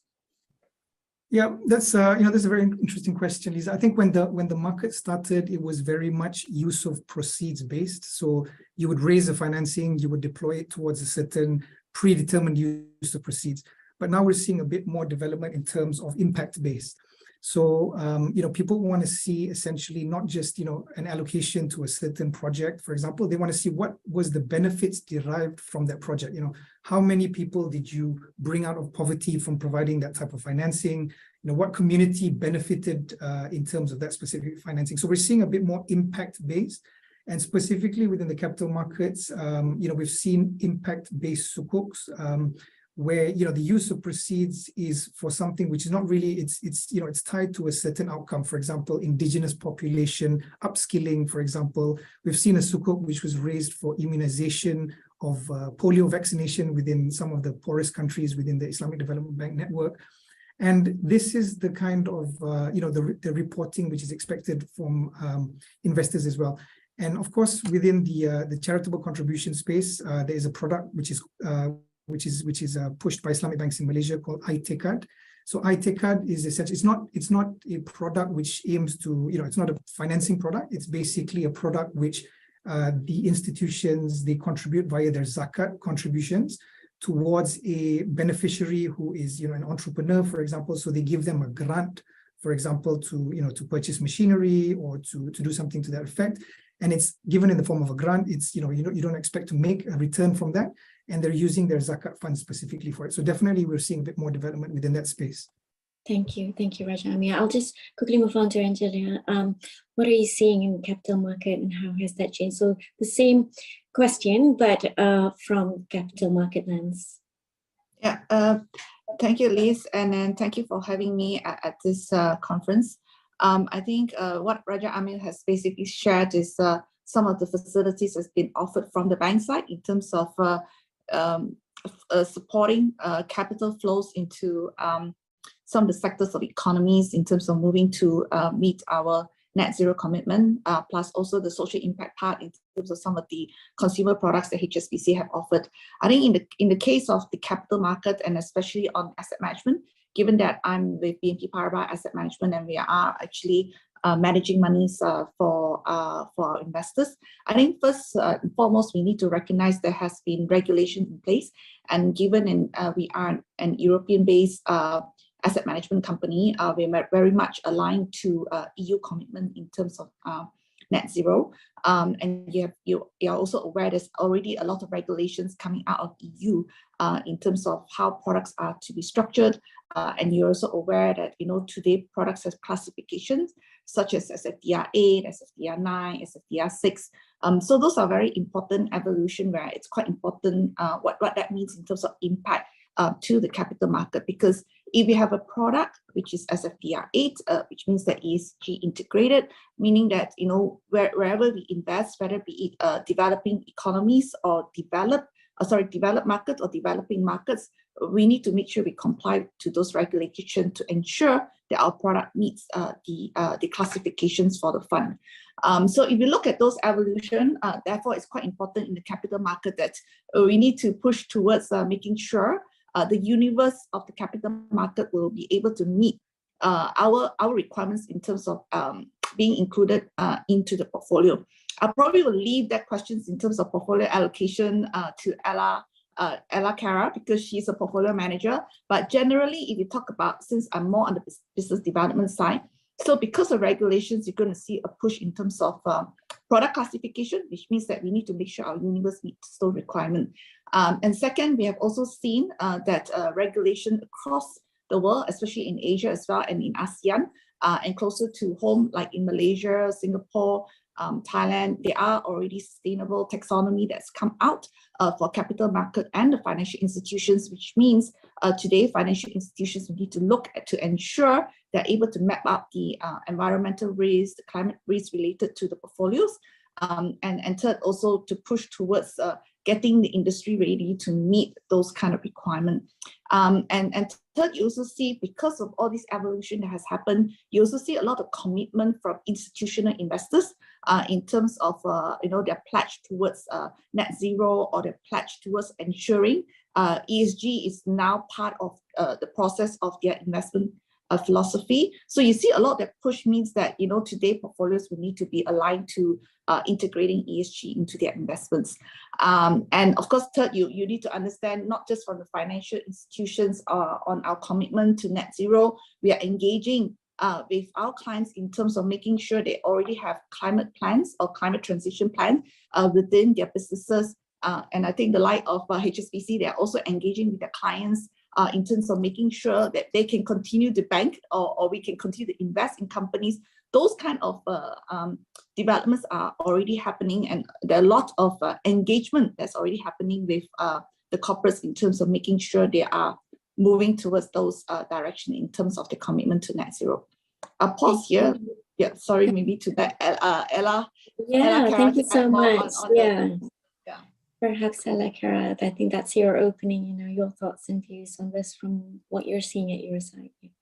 Yeah, certainly there's certainly a lot more demand and interest that we're seeing from our clients, and obviously as we're getting closer to greater metrics and obviously that framework from a regulatory point of view for ESG and sustainability, that's then drawn a lot more attention and questions from clients. Certainly we've been able to, we have key institutional clients where we're building a lot more bespoke portfolios which have that combination of the Islamic finance traditional exclusionary areas, but also focusing on sustainable leading companies, as there obviously there's that increased focus, and that can be used as constituents of, for example, MSCI ESG leaders indexes as well. So again, we're seeing that certainly that demand for products there. We're also seeing increasing requirements to report obviously on our ESG credentials within the funds, and for example our flagship Islamic World Equity Fund, which has a AAA ESG rating by MSCI, they are the type of quality factors which are being looked at and engaged on with our clients as well. Great, thank you very much. So I'm hearing increased scrutiny or increased demand in disclosure and regulation across the board. And also it's really about partnering with clients. I think it's the same thing, Rajami. On your side, you're providing products that would meet the client's needs and understanding what it would be to serve them in transitioning. And Angelia, on your side, I think it's more of a discussion approach with your clients and understanding their needs as well. If we can move on to the next question, perhaps I'd go back to Rajami and get you to describe in terms of investor appetite. You mentioned about ESG support. Really, what type of investors are driving this demand? Okay, so maybe I can just comment from a regional as well as a domestic perspective. So as we all are aware, and as Angelia as well as Kara mentioned, so an increasing number of investors have made their respective declarations regarding being signatories to the likes of the United Nations Principle of Responsible Investment and also net zero within their respective portfolios as well. So the kind of investors who, I mean, at least in terms of what I've seen in the order books of some of these transactions, you would see it would depend really on where the jurisdiction of the issuer is. So if it's a global sukuk transaction, if it's happening out of Asia, for example, you would see predominantly demand coming from the likes of Singapore, Hong Kong, as well as London. If it's a Reg S transaction, if it's a 144A, which is made available to onshore US investors, then you would see a sizable demand from onshore US investors.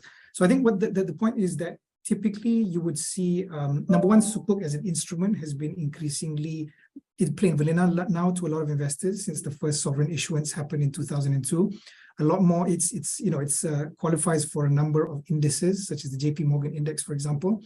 And if you add that other layer of ESG on it, yes, you will see new investors, but predominantly the investors are, your normal funds.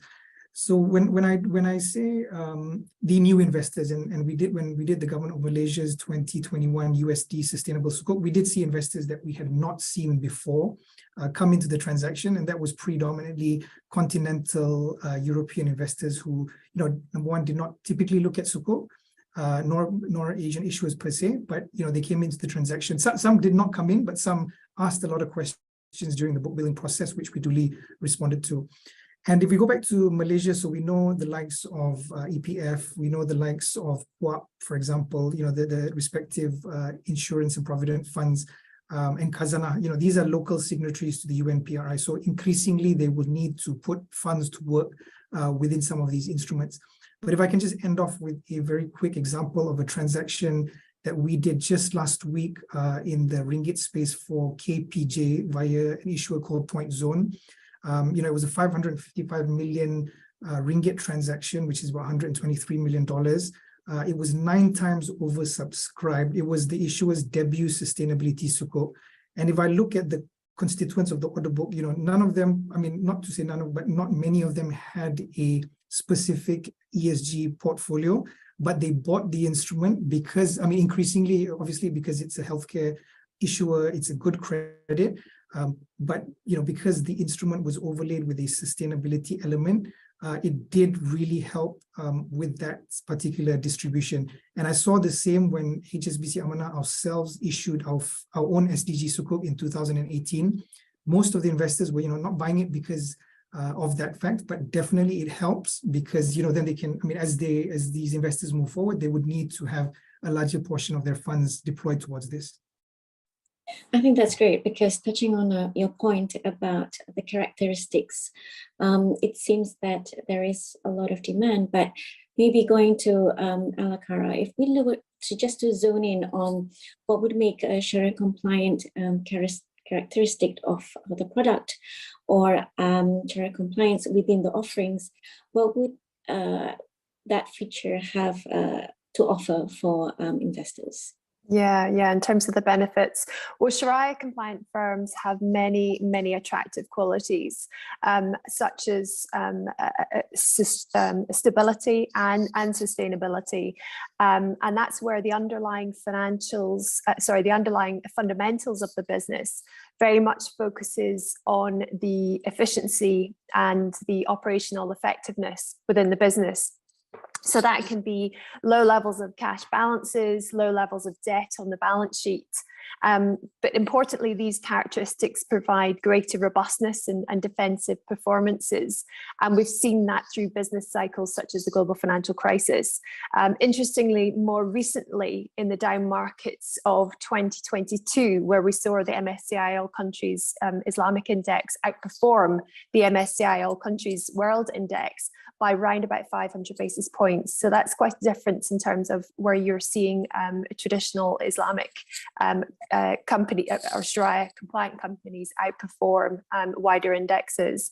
And research is shown that Sharia compliant firms have on average much higher ESG scores than non-compliant ones. So there's plenty of benefits for Islamic investors, and obviously incorporating greater ESG sustainable factors will also have those longer term benefits. I see. And maybe, Angela, I'll get you to weigh in on perhaps some challenges in structuring Sharia compliant product. We've talked about its potential and we've talked about the take up in demand. And I think some of the features Alakara has walked us through that. Maybe from your side, would there be challenges in structuring products in the space? I don't think there's a real challenge to structure a Sharia compliant product. I think for the equity space, this is really not a problem because the universe for the equity universe is much wider, and whether we integrate how we integrate ESG into our process in constructing a equity product, whether it be Sharia compliant or conventional, it's the same in terms of the ESG process. But the challenge I see is more on the sukuk space. Because if you look in terms of the sukuk universe, I think the sukuk universe is about 882 billion. And out of this 882 billion sukuk, you see about 2 to 3% of the sukuk are basically either green or ESG or sustainable sukuk. So you can see the sukuk is really much smaller. Even just manage a sukuk mandate itself currently, I think for portfolio managers, our biggest challenge is the diversity of the Sukuk universe, the liquidity of the Sukuk universe, and about those Sukuks that's in the market, most of them are actually local currencies or domestic. So if I'm a global manager managing a global Sukuk, I really want to see more dollar.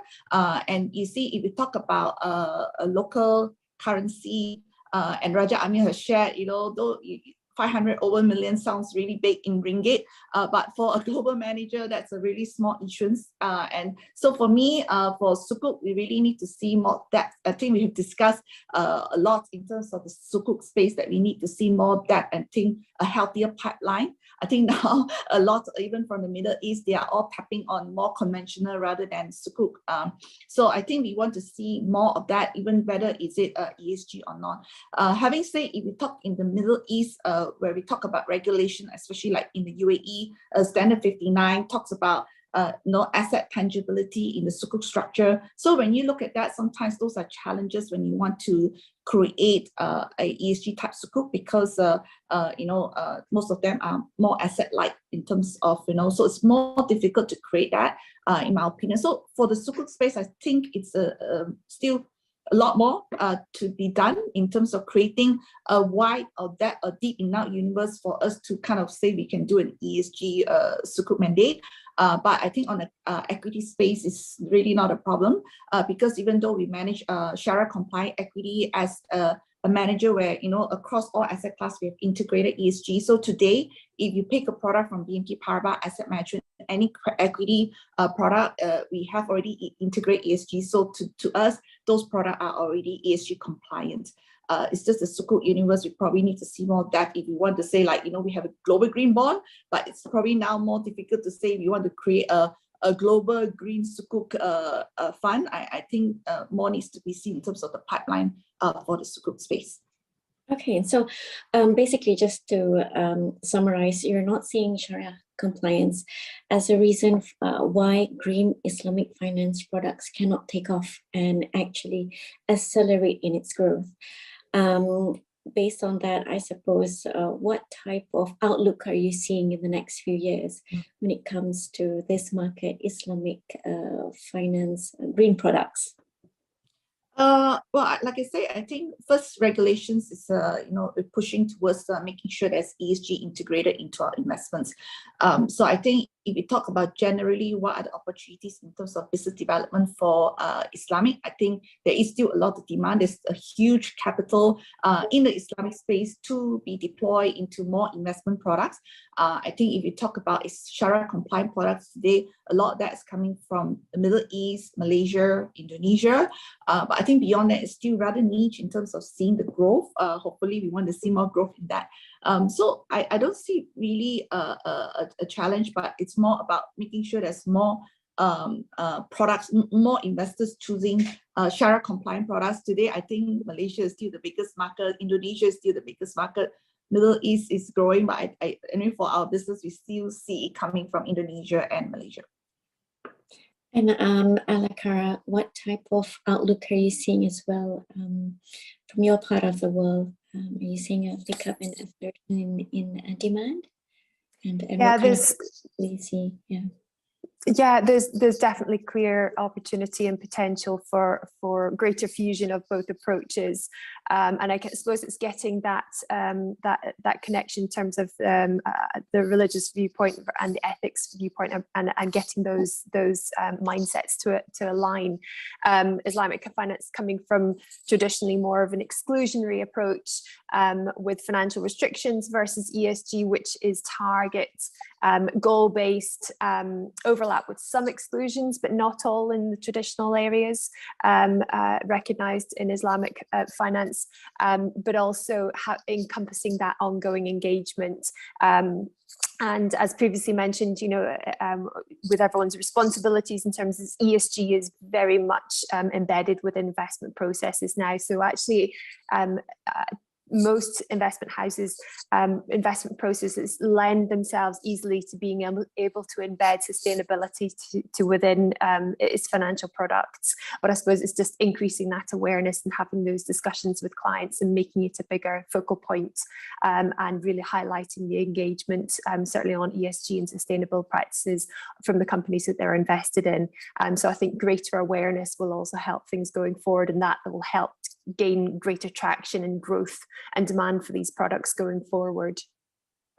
If I can just maybe expand a little bit, get you to expand a little bit on the awareness, the type of awareness that you're thinking. Is it the awareness on that Islamic finance does have a potential within the ESG space as well, or awareness on ESG is already something that's already quite understood, and it's just where Islamic finance sit is something that you were hoping investors would have more awareness?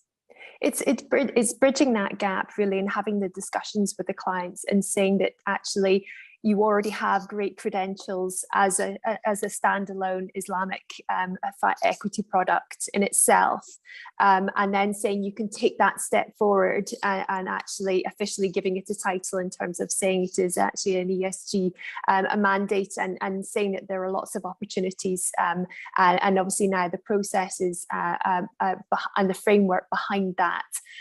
So again, whilst I said that we've had interest in and we've built specific products for segregated mandates, I think the scope going forward to have, for example, an open-ended type fund available for that is both ESG and Islamic in terms of their nature.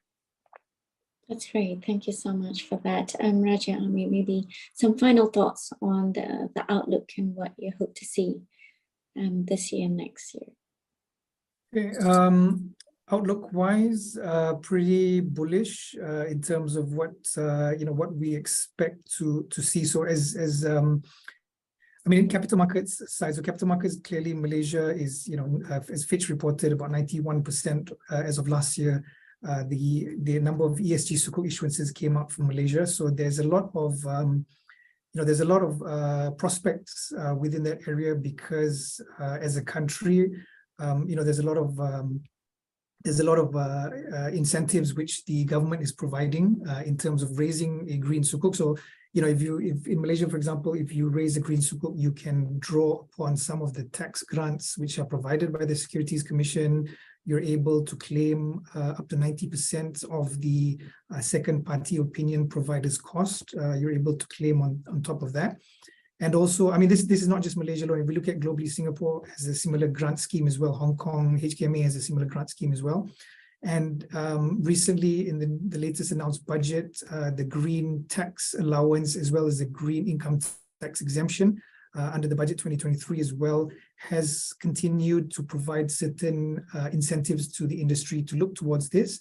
And this is also coupled with the fact that, the National Stock Exchange, FTSE Russell, Bursa Malaysia FTSE Russell, has a FTSE for Good index, which a lot of clients want to be on.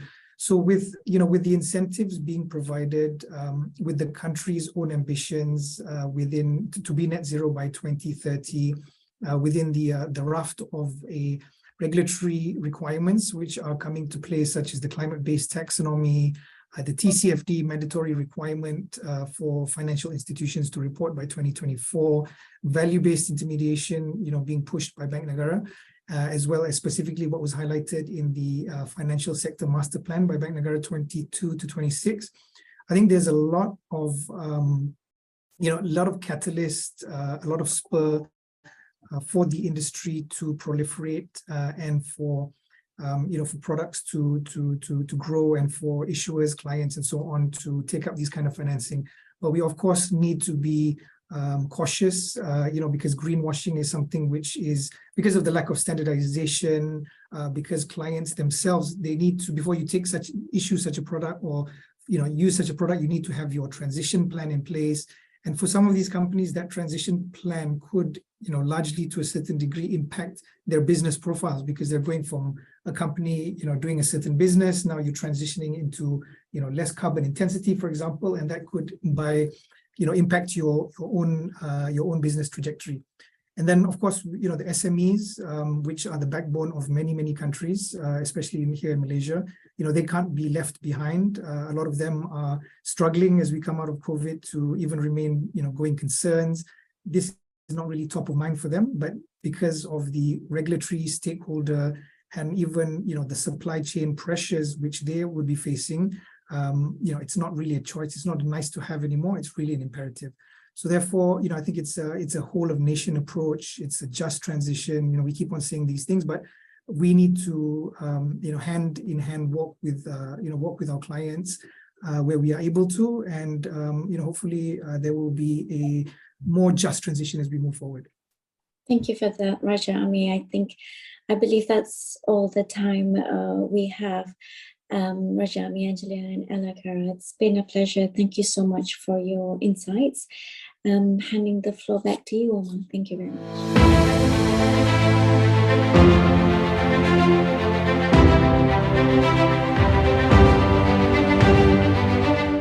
Thank you so much, Lisa. That was an excellent session. Really good to hear about the developments in the market, particularly for us at GEFI. We've been doing a lot of work on green and sustainable sukuk, and I was fascinated to hear about the move from use of proceeds-based sukuk to impact-based sukuk. And it was great to hear both sides of the perspectives from both the issuance side and from the investor side also. One thing that jumped out to me from Angelia was the point that how international financial institutions are quickly transmitting developments from one market to another, and how regulations across the world are driving developments in the space. And from Ella Cara, an interesting point we heard was around some of the requirements for Islamic finance, resulting in finding more resilient firms, which is particularly important during these difficult, turbulent financial markets. And whilst, of course, we're on the topic of Islamic finance, I would like to take this opportunity to wish everyone a happy Ramadan for those who are celebrating. Now we go to a session we're very excited about. Simon Thompson, the CEO of the Chartered Banker Institute, and Datuk Lee Lung Nien, Chairman of the South Asia City Private Bank. These two individuals gave us a bit of a challenge. They are both excellent interviewers, but they also have a lot to say in their own right as experts on the subject of sustainable finance skills. So our solution here was to have both of them to interview each other. So Simon, Datuk Lee, over to both of you.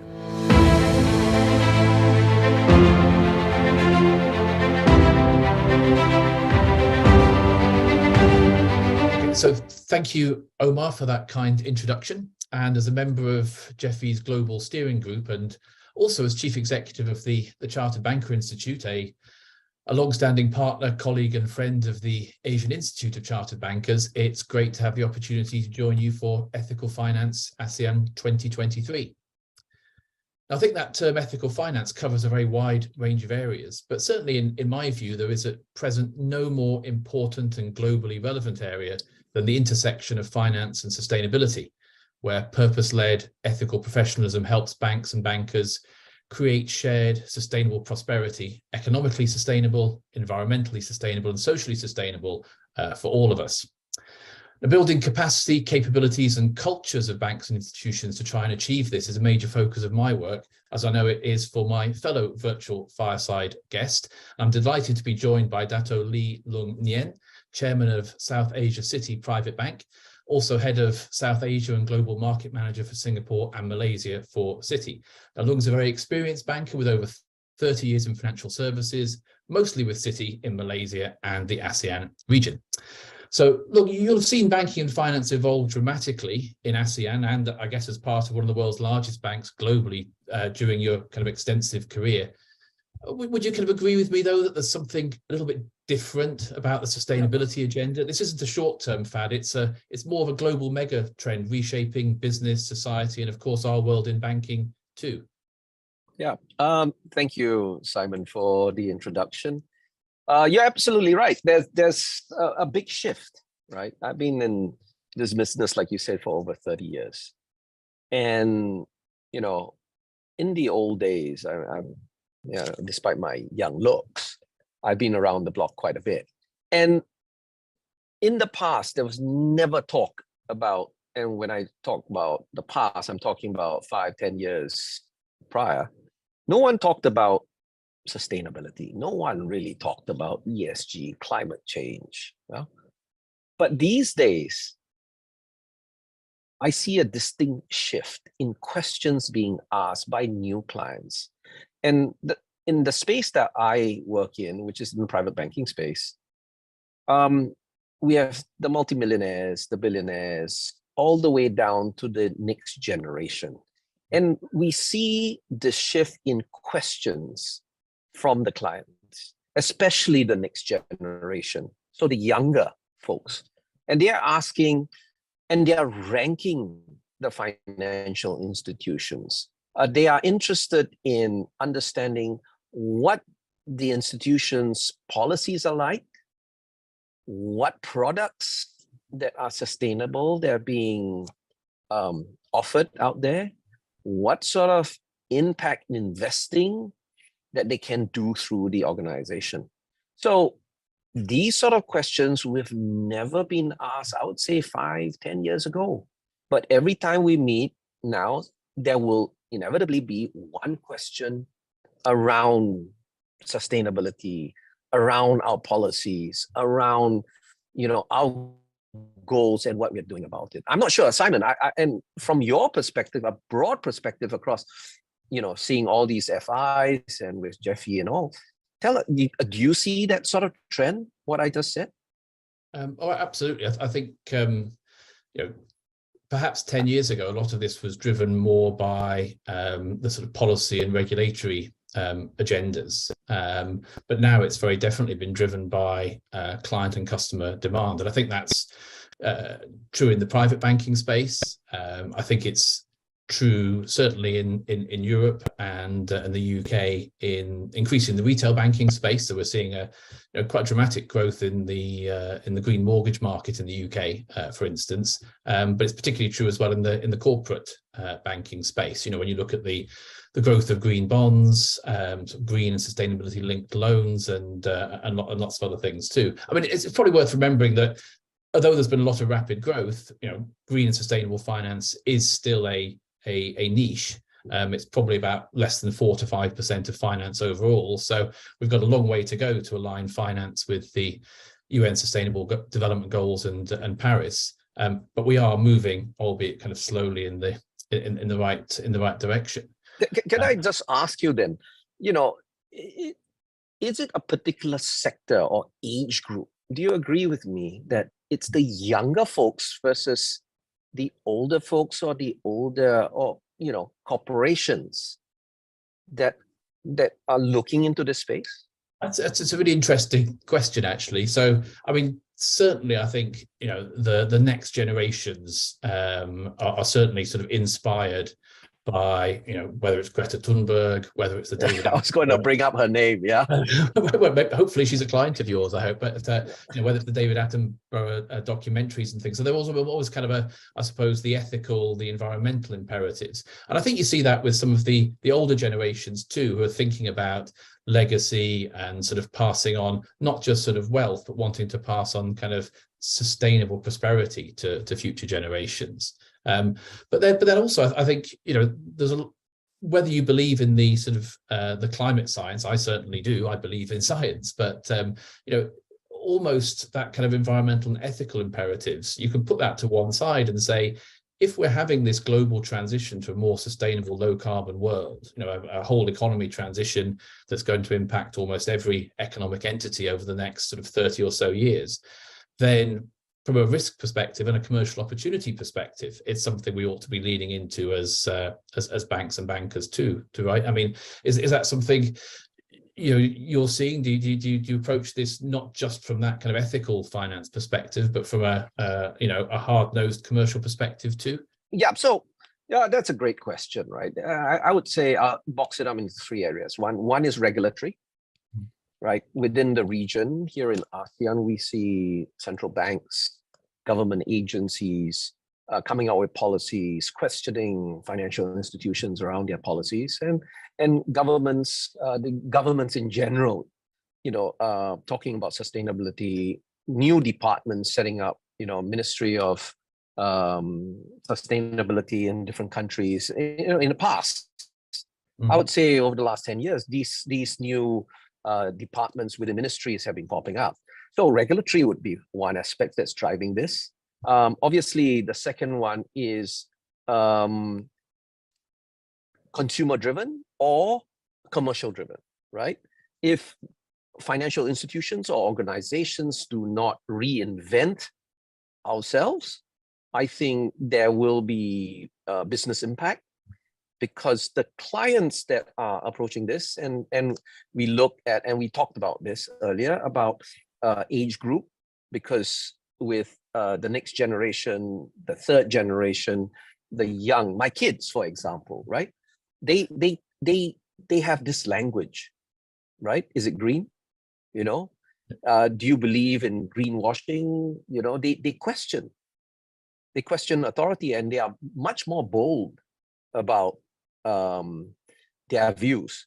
I personally believe it's because of social media, the influence of social media, how this will, I think you mentioned low single digit of growth at the moment within the sustainability area, but with social media, this will explode, and it will grow exponentially if none of us are prepared for it, right? So first one, regulations. Second one is commercial driven, and the third one, I think it's over time education.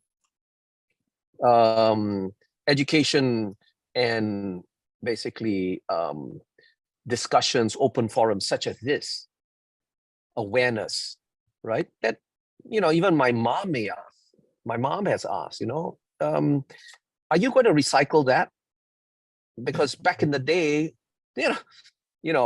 Simon, when I was growing up, milk didn't come in cartons, if you remember.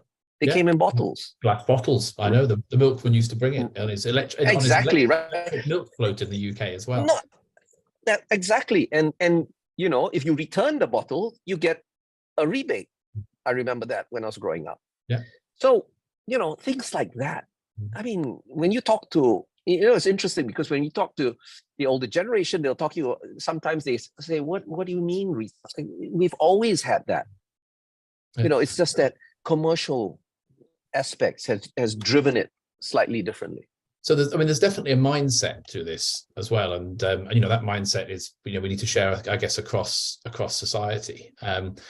But then there's also, if we're going to engage successfully with the next generations and the companies of the future and things, and also if we're going to reinvent financial institutions, to pick up on your phrase, we're really talking about a seismic shift in the capacity, the capabilities, the cultures of banks and bankers to be able to engage with this agenda, because a mindset isn't enough. There are some specific knowledge and skills we need in the design of products and risk management, in the advice we give. So I'm kind of wondering, how's ASEAN doing with that? Are you seeing banks really engage with this and build knowledge and skills? Okay, so I like that part where you mentioned culture, right?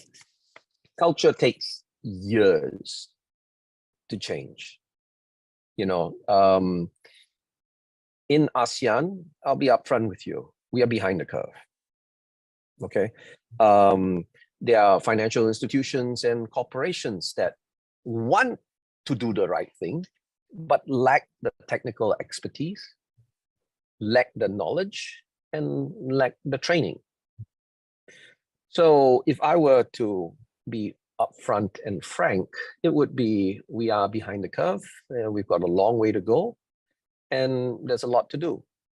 So I would assess finance as a whole globally as being behind the curve too. I mean, there are some examples of some institutions that are very much kind of leading the push, but they tend to be the small, more specialized ones, like a Triodos. Although I'd give a good shout out to banks like sort of ING, who are kind of real climate leaders. But globally, financial institutions' portfolios are aligned with about 3.7 degrees of global warming at the moment. Targeted below 2. But to that point, But to that point, we are forced to change, right? Because the clients are driving us in that direction, and we have to change. And it's the right thing to do, because as the population ages, the conversation changes. You know, my kids who are 25 now, 25, around that age, have a different vocabulary than someone in their 70s. So unless financial institutions change the policies and approach our clients differently, we will lose out. We will. I mean, and so that's where, and I think if we can combine that sort of ethical imperative for including sustainability within our work as finance professionals, but also those commercial imperatives too, then we potentially create a very dynamic, hopefully unstoppable force for change. But it seems to me, though, the key here is that we don't need every banker to retrain as and take a PhD in climate science. And that's not the goal here. What we need is sort of banks and bankers who lend and invest and advise clients and develop products and services, just as we do now, that are good financial products with positive financial outcomes for our clients and customers, but that also have a positive sustainability impact too. And we're financing the technologies, the sectors, the firms that are green and sustainable. And we're kind of slowly divesting away from those sectors that aren't. And that to me implies a knowledge of sustainability, but applied in the context of the professional banking knowledge and skills we have. So Simon, you're spot on there, right? And every organization is doing their little bit. I know here at Citi, we've got task force, we've got a network group, we've got senior leaders leading conversations, leading departments as to how to implement and how to deal with clients and offering new products that are required. So, but different organizations are at different stage in the curve, right? So it's still a long way, because like you rightly put earlier, the knowledge is not there. At the moment, we are being forced a little by regulation. We are forced by the commercial aspect, because clients are asking about green bonds, asking about impact investing, right? And the younger people that we hire now, that's interesting, yeah. I've interviewed quite a few people to join the private banking space, and the ones right out of university ask different questions. They say, so what's your organization's sustainability or ESG policies? Is there a department that I can go and learn about ESG?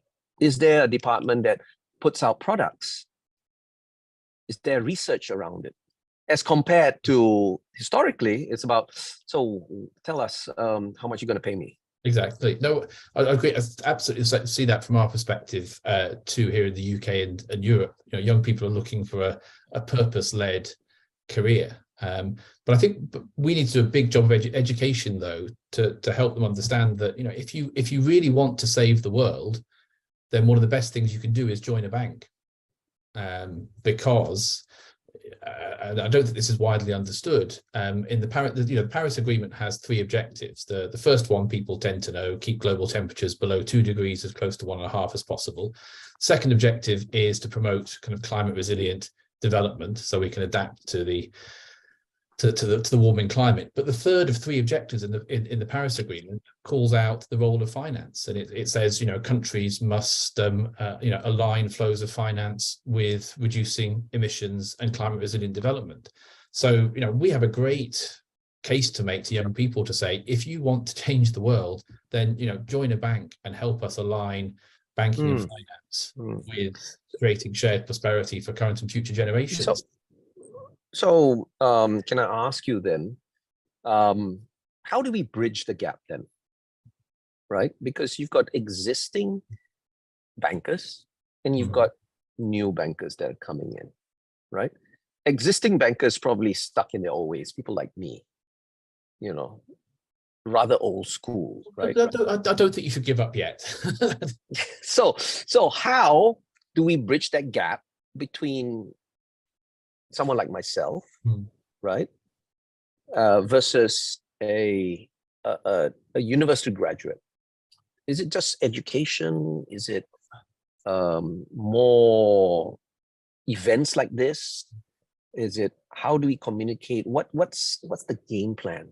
So in your opinion? I think it's helping kind of, existing, experienced bankers understand that they already have many of the skills as bankers that we need to fund the transition. They'll already be great at, throughout your 30-year career, you must have been involved with, lots of different sort of technologies, lots of different sectors, firms and clients and things, and you've had to learn about them. So this is what we're doing now. We're learning about renewable energy, about sort of low carbon business models and things. But what the existing bankers have that new graduates don't is all that experience of developing structured products for oil and gas infrastructure and things. Well, that's entirely transferable to looking at renewable energies, offshore wind, the challenges of building kind of big offshore wind farms, is very, very similar to the challenges of building, offshore oil platforms at one extent, and certainly financing them can be.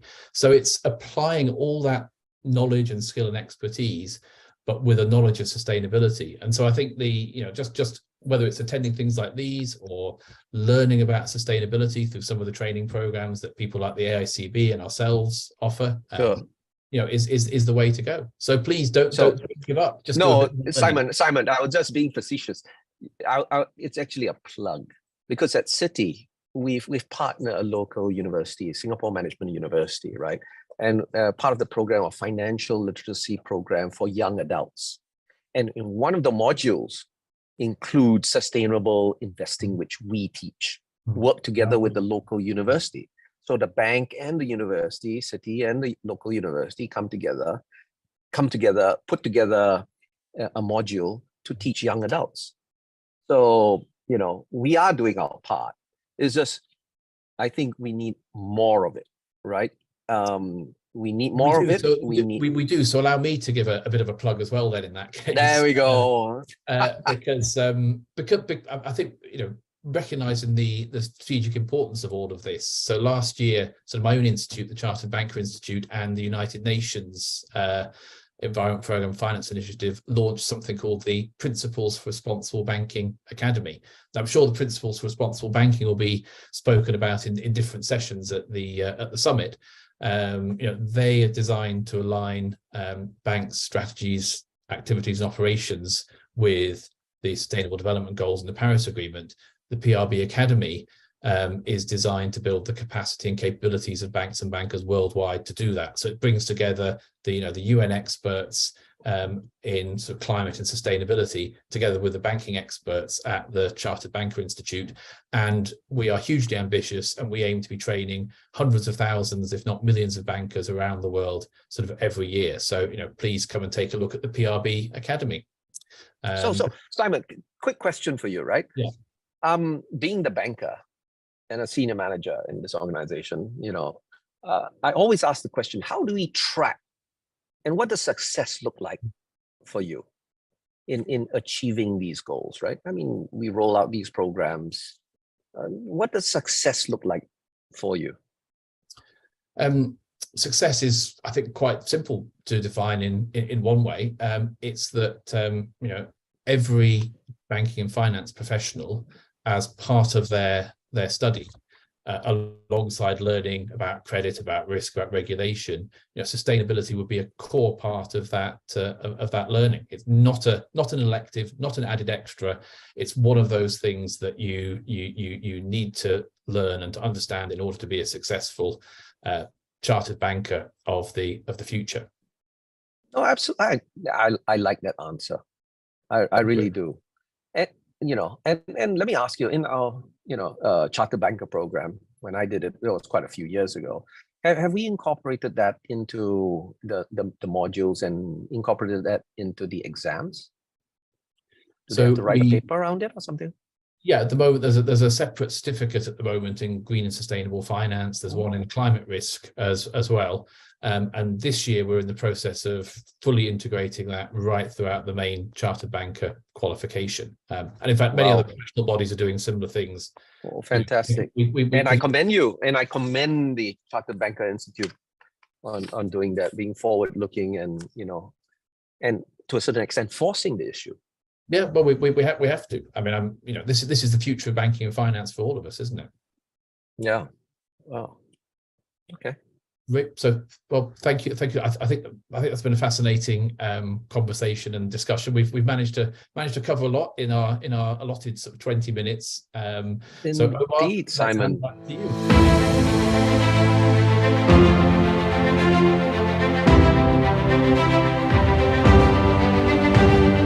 For the final session of this year's summit, we hand over to Adam Ng, who is the Sustainable Finance Advisor at WWF Malaysia and GFRI's Asia Pacific lead, to discuss nature-based finance.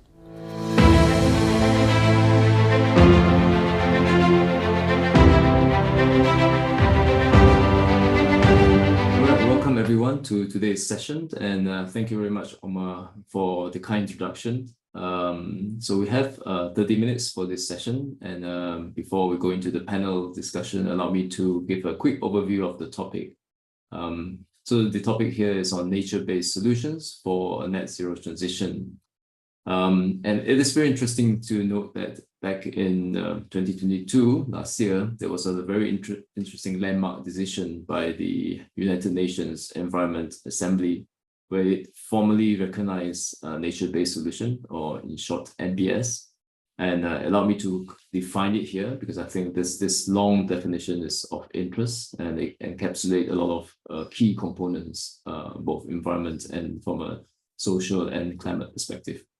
So the definition is defined as actions to protect, conserve, restore, and sustainably use and manage natural and modified terrestrial, freshwater, coastal, and marine ecosystems, which then address social, economic, and environmental challenges effectively and adaptively, while simultaneously providing human well-being, ecosystem services, and resilience and biodiversity benefits. This is a long definition, and I think there's a reason for it to be long, because of the importance and the diversity and the comprehensiveness of nature as a whole. But having said that, nature-based solution needs to be implemented with specific standards and criteria, just like in the case of carbon credit, where the integrity is of importance.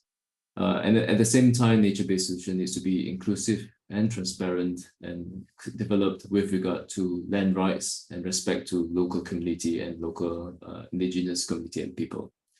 So today we have two esteemed panelists with us to talk about NBS, but interestingly from an angle of net zero transition, and with a focus of ASEAN, if appropriate. And two of our panelists are from the UK and Singapore, and allow me to give a brief overview of their profile.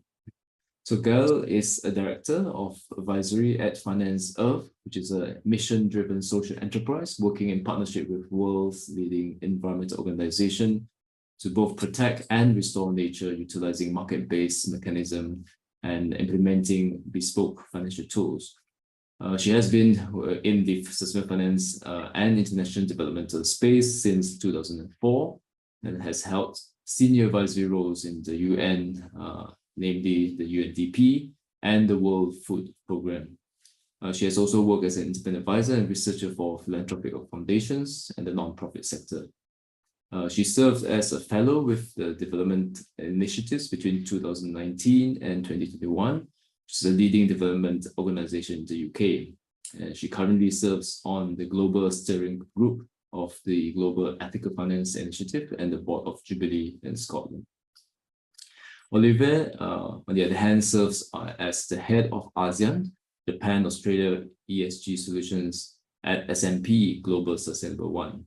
He leads the Sustainable One ESG solutions team in the region, where he focuses on strategic development of the S&P Global ESG solutions.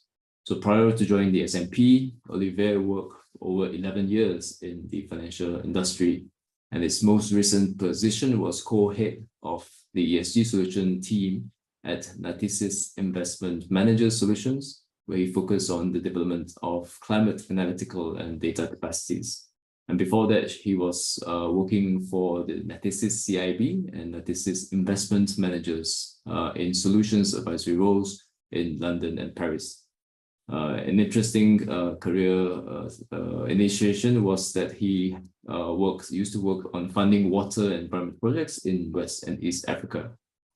So we have two esteemed panelists with broad range of expertise and experience, and I trust that the discussion will fully be insightful and meaningful. Right, without further ado, let me start off with some opening questions for both the panelists. So Gal, so you have been in this space for a while, and we have been listening to a lot of challenges such as financing gap for nature. So how do we close this financing gap? Some have claimed to up to trillions of dollars for nature. And what are the main channels in which projects on the ground can attract financing?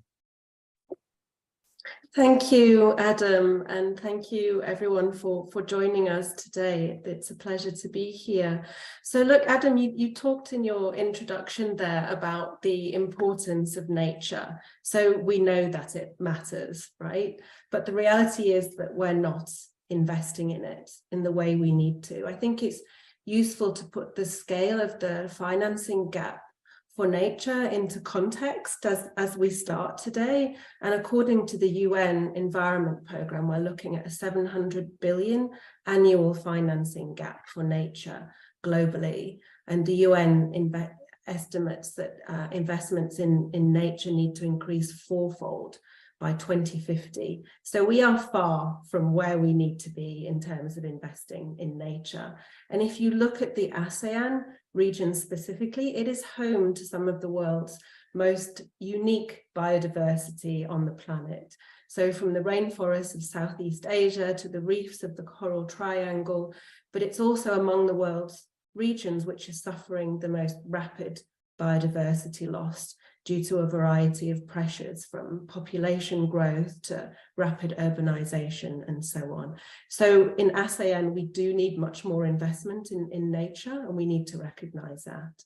I think the good news is that we have seen a huge shift in consciousness recently within the financial sector about the importance of investing in nature.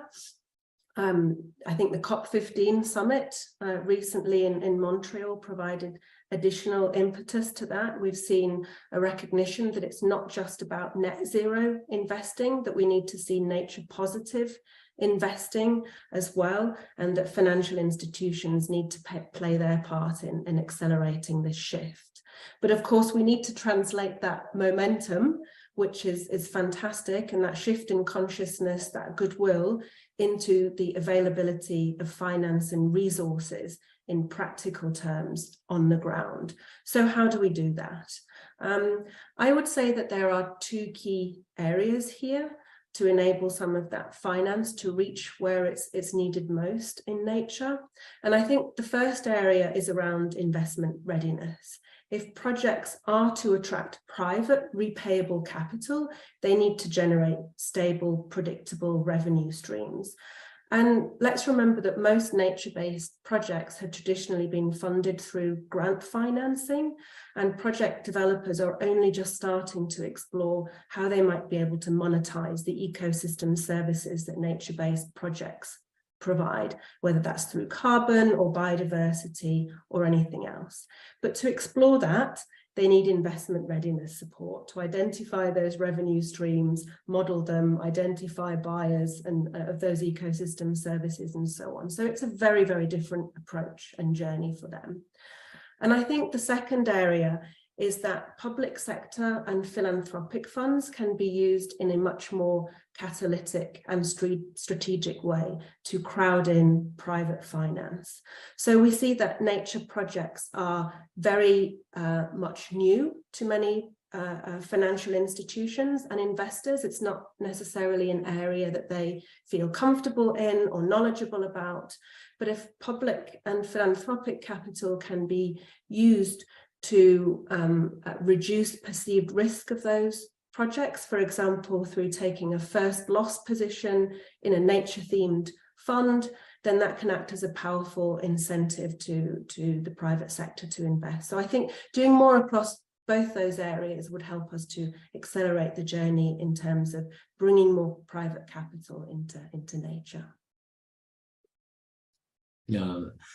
I mean, you've raised very good points on blended finance that capitalize both on the public-private funding.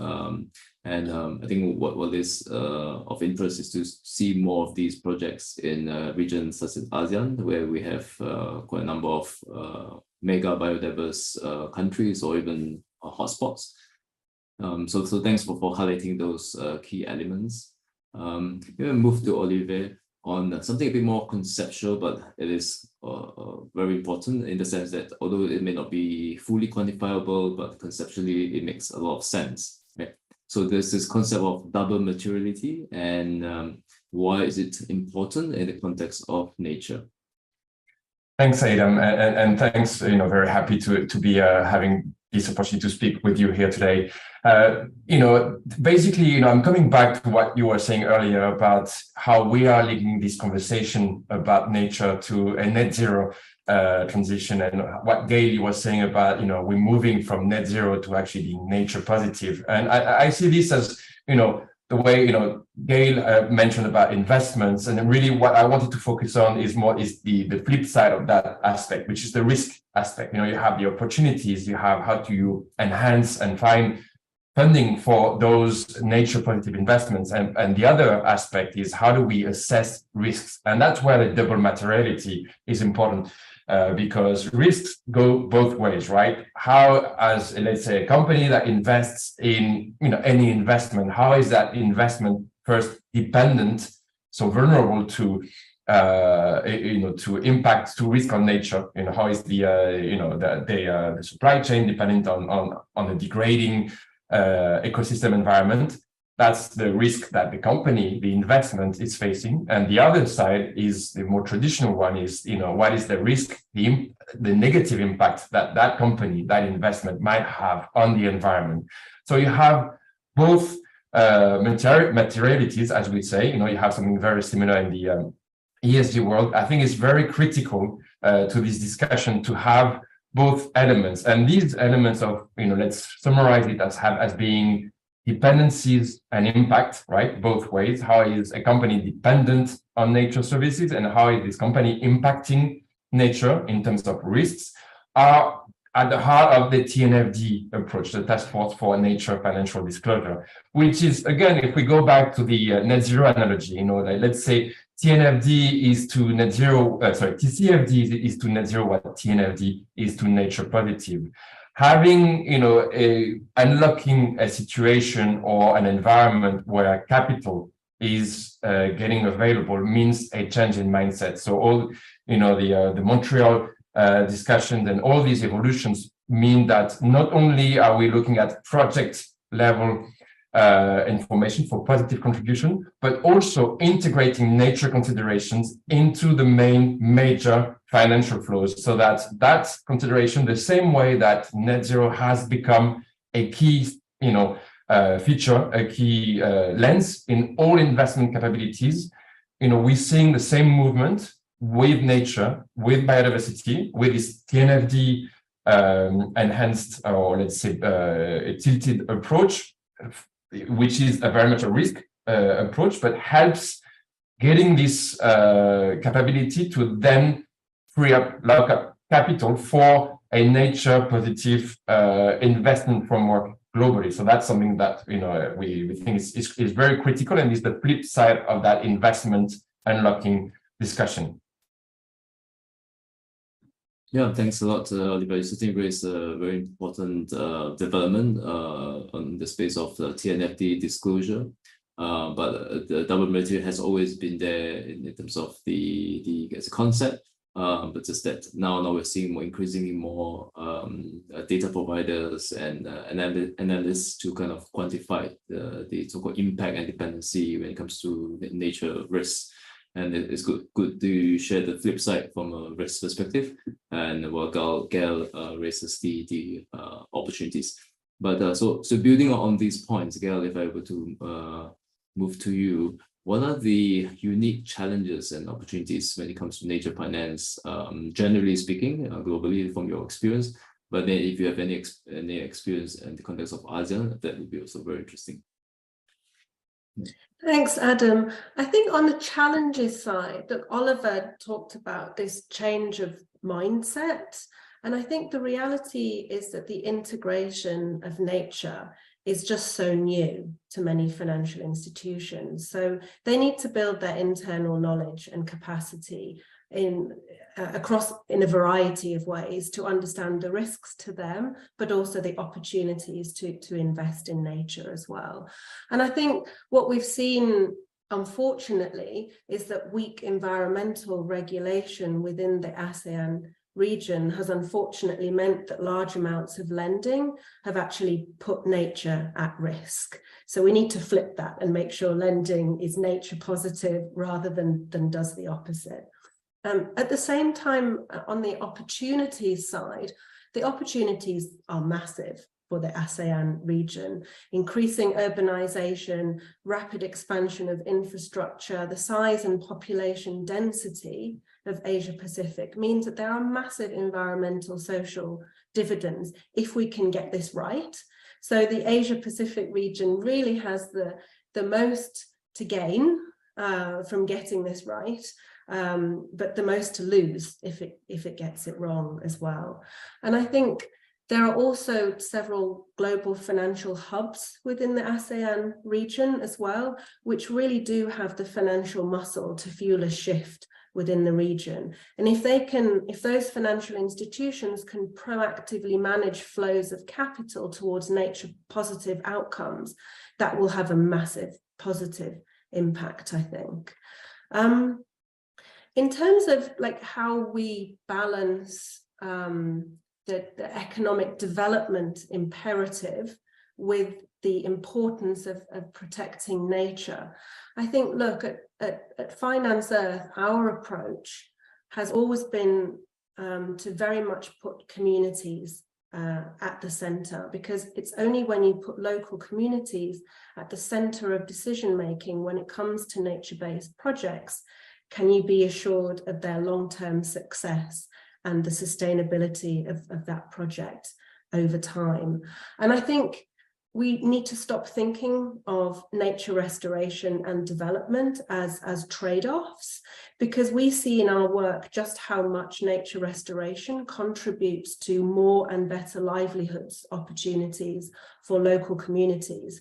So, for example, some of the work that we're doing with WWF, with your organization, Adam, actually in Africa, but on mangrove restoration, is not only protecting nature, but is leading to an increase in the abundancy and variety of fish species, leading to new opportunities in fisheries, sustainable aquaculture, communities also benefiting from carbon revenues, biodiversity uplift as well. So I think the key takeaway here is that there doesn't need to be, and there isn't, a trade-off between development and nature, and that actually nature restoration supports a better quality of development. Yeah, I like the point that you raised. You coined the word social environmental dividend. This is something very interesting because it has a dollars and cents kind of connotation, but also from a capital standpoint, a social nature capital. I think you also raised a very important point, both life and livelihood. So a couple of years ago, the ILO, International Labour Organization, WWF, we did a study on how nature-based solution can create more green jobs. So there are a lot of proven case studies and so on, and it shouldn't be seen as a trade-off. So thanks for highlighting that. So maybe I can deep dive a bit on your work, finance. If I know you have mentioned some example in Africa. But what are the key lessons that you can draw, both in terms of key success factors and also key stumbling blocks that you have found so far? Oh, thanks, Adam. So look, we work both in the UK and internationally, and we work across several regions globally. We would love to do more in the ASEAN region. So for all those watching today and are interested in our work, we're always on the lookout for more partners. So please do be in touch if you're interested in our work. I mean, I think a few key lessons from our journey so far. The first is that I think the one reality we have to work with is that many nature-based projects involve multiple stakeholders. So whether that's local civil society organizations, government, investors, development partners, and others. And while they all often share similar ambitions to restore nature, each has different constraints. They may speak different languages. They're not necessarily familiar with each other. So we believe that building consensus, confidence, and trust among those different stakeholders will be both critical to project integrity as well as the long-term success of those projects. And it's definitely worth taking the time to do that and to get that right. I think a second lesson learned from our work is that everyone operating in this market, because we're still very much at the start of this journey, I would say, needs to share knowledge and expertise in order to scale. So we're working with our partners across NGOs, the public sector, investors, to build capacity, increase understanding, and share some of our knowledge about what's worked and what hasn't. And then I think the final lesson learned that I'd like to perhaps highlight today is the critical importance of the enabling environment for nature-based projects. So we see that the most developed natural capital markets today are those that have policy, regulation, or widely recognized standards and codes underpinning them. So we see a critical role for governments within the ASEAN region, working with scientific communities, working with other stakeholders knowledgeable about nature to set the right policy and regulatory environment within the region. So things like setting statutory targets for nature recovery can help mobilize more private capital, adjustments to tax treatments related to the use of land for nature and several other areas. And this, again, will be a critical enabler, I think, to unlocking more finance for nature and helping accelerate that shift we need to see. Yeah, thanks a lot. It is truly relevant in that sense that not just the primary context that is important, but the enablers that you have rightly pointed out. Certainly regulatory targets are important. We will see increasingly more of those in the climate transition aspects when it comes to supporting the small medium enterprises. But less on the nature-based solution for smaller community or smaller businesses. So Oliver, moving to you on SMP, it's been one of the world-renowned entity, and now you have developed a number of tools, and in this context, we recently, I think last couple of months, there was a launch of the nature risk profile with the United Nations WCMC to basically profile nature-related dependency and impacts. Right? So, and there are quite a number of tools out there also. And how would a financial institution be able to use such tool, and not just financial institutions, but also companies as well? Yeah, thanks. I think to address that, the bottom point, the key point is that it's incredibly complex to address nature in a financial context. There are what does it mean? Is it biodiversity? Is it impact? Is it dependency? Is it opportunity? So that's why it's an amazing endeavor to try and create a framework where we can capture those elements. And ideally, once to come back to your first point, in a way that is quantifiable, actually, which, again, allows to have some metrics. Quantifiable doesn't mean it's the truth. It means it gives you an actionable metric to guide action and to then monitor progress, right? And I wanted to come back also to what Gail was saying earlier, that I fully agree that, there's no opposing human development and nature restoration. And all that is part of the same very complex, very granular, very layered approach.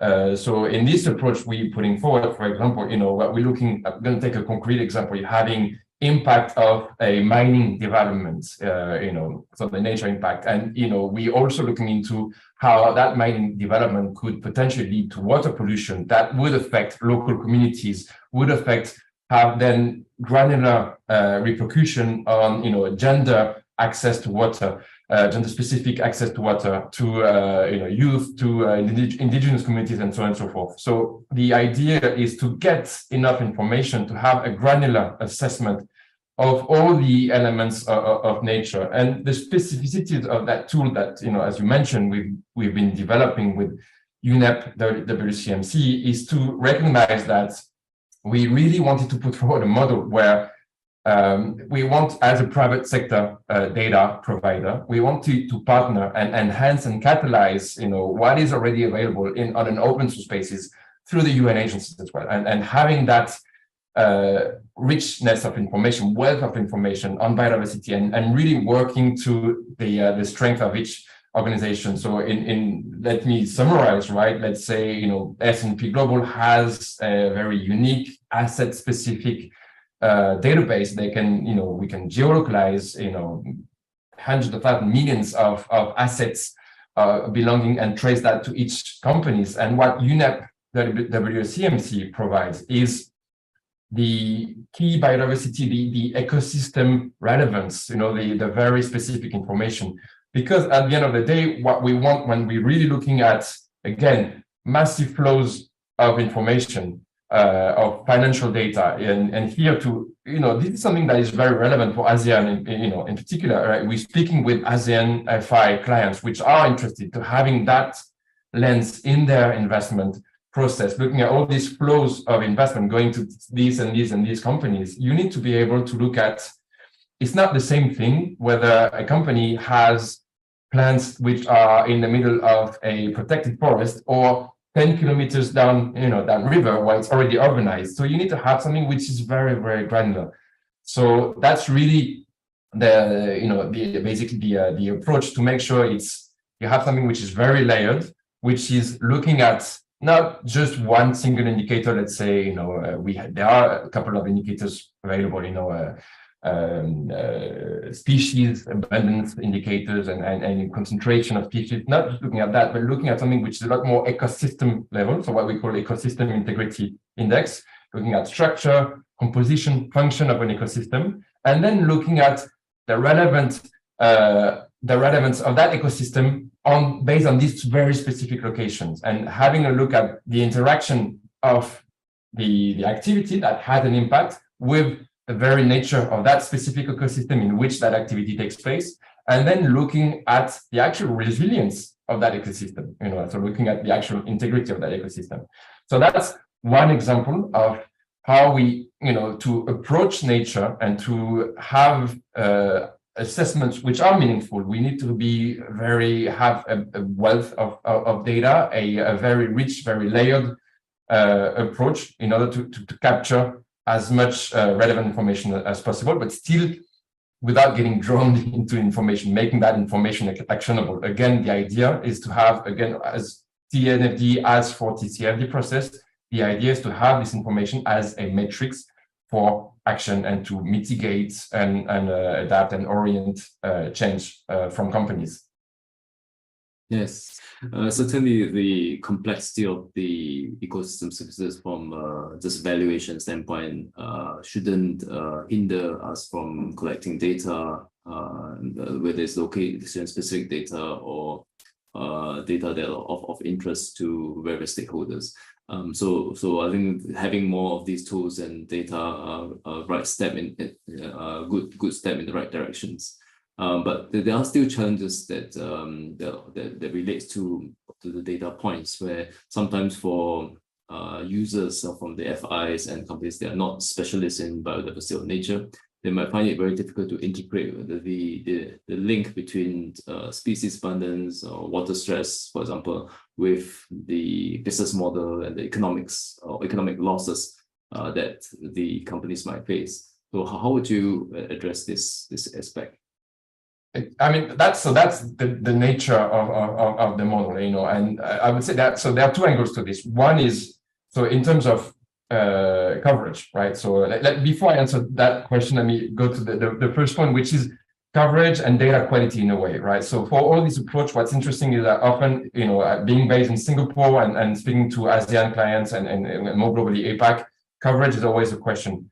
Having these new approaches, which are geospatial based, right? Where what you need is not ISIN, but coordinates of assets. And from there, you know, you can have something which has that richness of, you know, and you can cover 100% of an environment, of an investment universe, or of a project, or of anything, if you have the actual coordinates of the location you're interested in. So based on this, then, the whole strength of the model is to have impact functions, you know, that's what we provide, basically, how you translate from various, you know, approaches, various formulas, from the, you know, these approaches, let's say, looking at impact. So we differentiate by impact and dependency, but translating the impact into basically a score, right? That gives you that assessment. Obviously, the goal at the end of the day, same we have for physical risk, you know, in the TCFD framework. The idea is to translate that score, that estimation of an impact or a dependency, into actual financial, dollar implication. Basically, but really what we wanted to make sure is to have that first comprehensive assessment. So, you know, having a metric, which is, you know, metrics are always imperfect by nature, but as long as you understand the metric, as long as you understand the methodology is transparent and we can trace it back to the actual location, then you have something which provides you a basis. Because again, if you want to have a target, if you want to assess progress and at systemic level, right, at macro level, looking at whole portfolios across, you know, economies, then we need to have these indicators of progress, indicators of, you know, status update, and how year on year we are moving on these indicators. And you can always discuss the indicators, but again, the net zero discussion for carbon, coming back to this one, has that simplicity of having that indicator. You know, I'm not saying the indicator subsumes and the wealth and breadth and beauty of nature can be summarized to a figure, but for action in the, you know, and when we want to divert billions of dollars of flow to nature positive investments, we need to have those indicators which are helpful for portfolio managers, for you know, for everyone involved in this industry, which, you know, has an influence to these massive flows. Yeah, thank you very much. In the interest of time, allow me to summarize the key points, and I'll hand it over to Omar, the organizer. So if I can summarize, there are three main points. They are high level, but I think they are very useful. I think first, the importance of having a whole of society and whole of nature approach to things. There's a very complex problem that we're having, so all key stakeholders and functionality should work hand in hand. Number two, I think it's really important to address both the risks and the opportunities, but with the intent to capture both the nature and social dividend. And last but not least, while it's important to set targets, which we already have at the global level, having robust and credible metrics and supported by useful data and tools will help this target setting journey and also facilitate the progress of nature and nature finance. So with that, thank you so much to our esteemed panelists. With that, I will then close the session. Thank you very much. Thank you.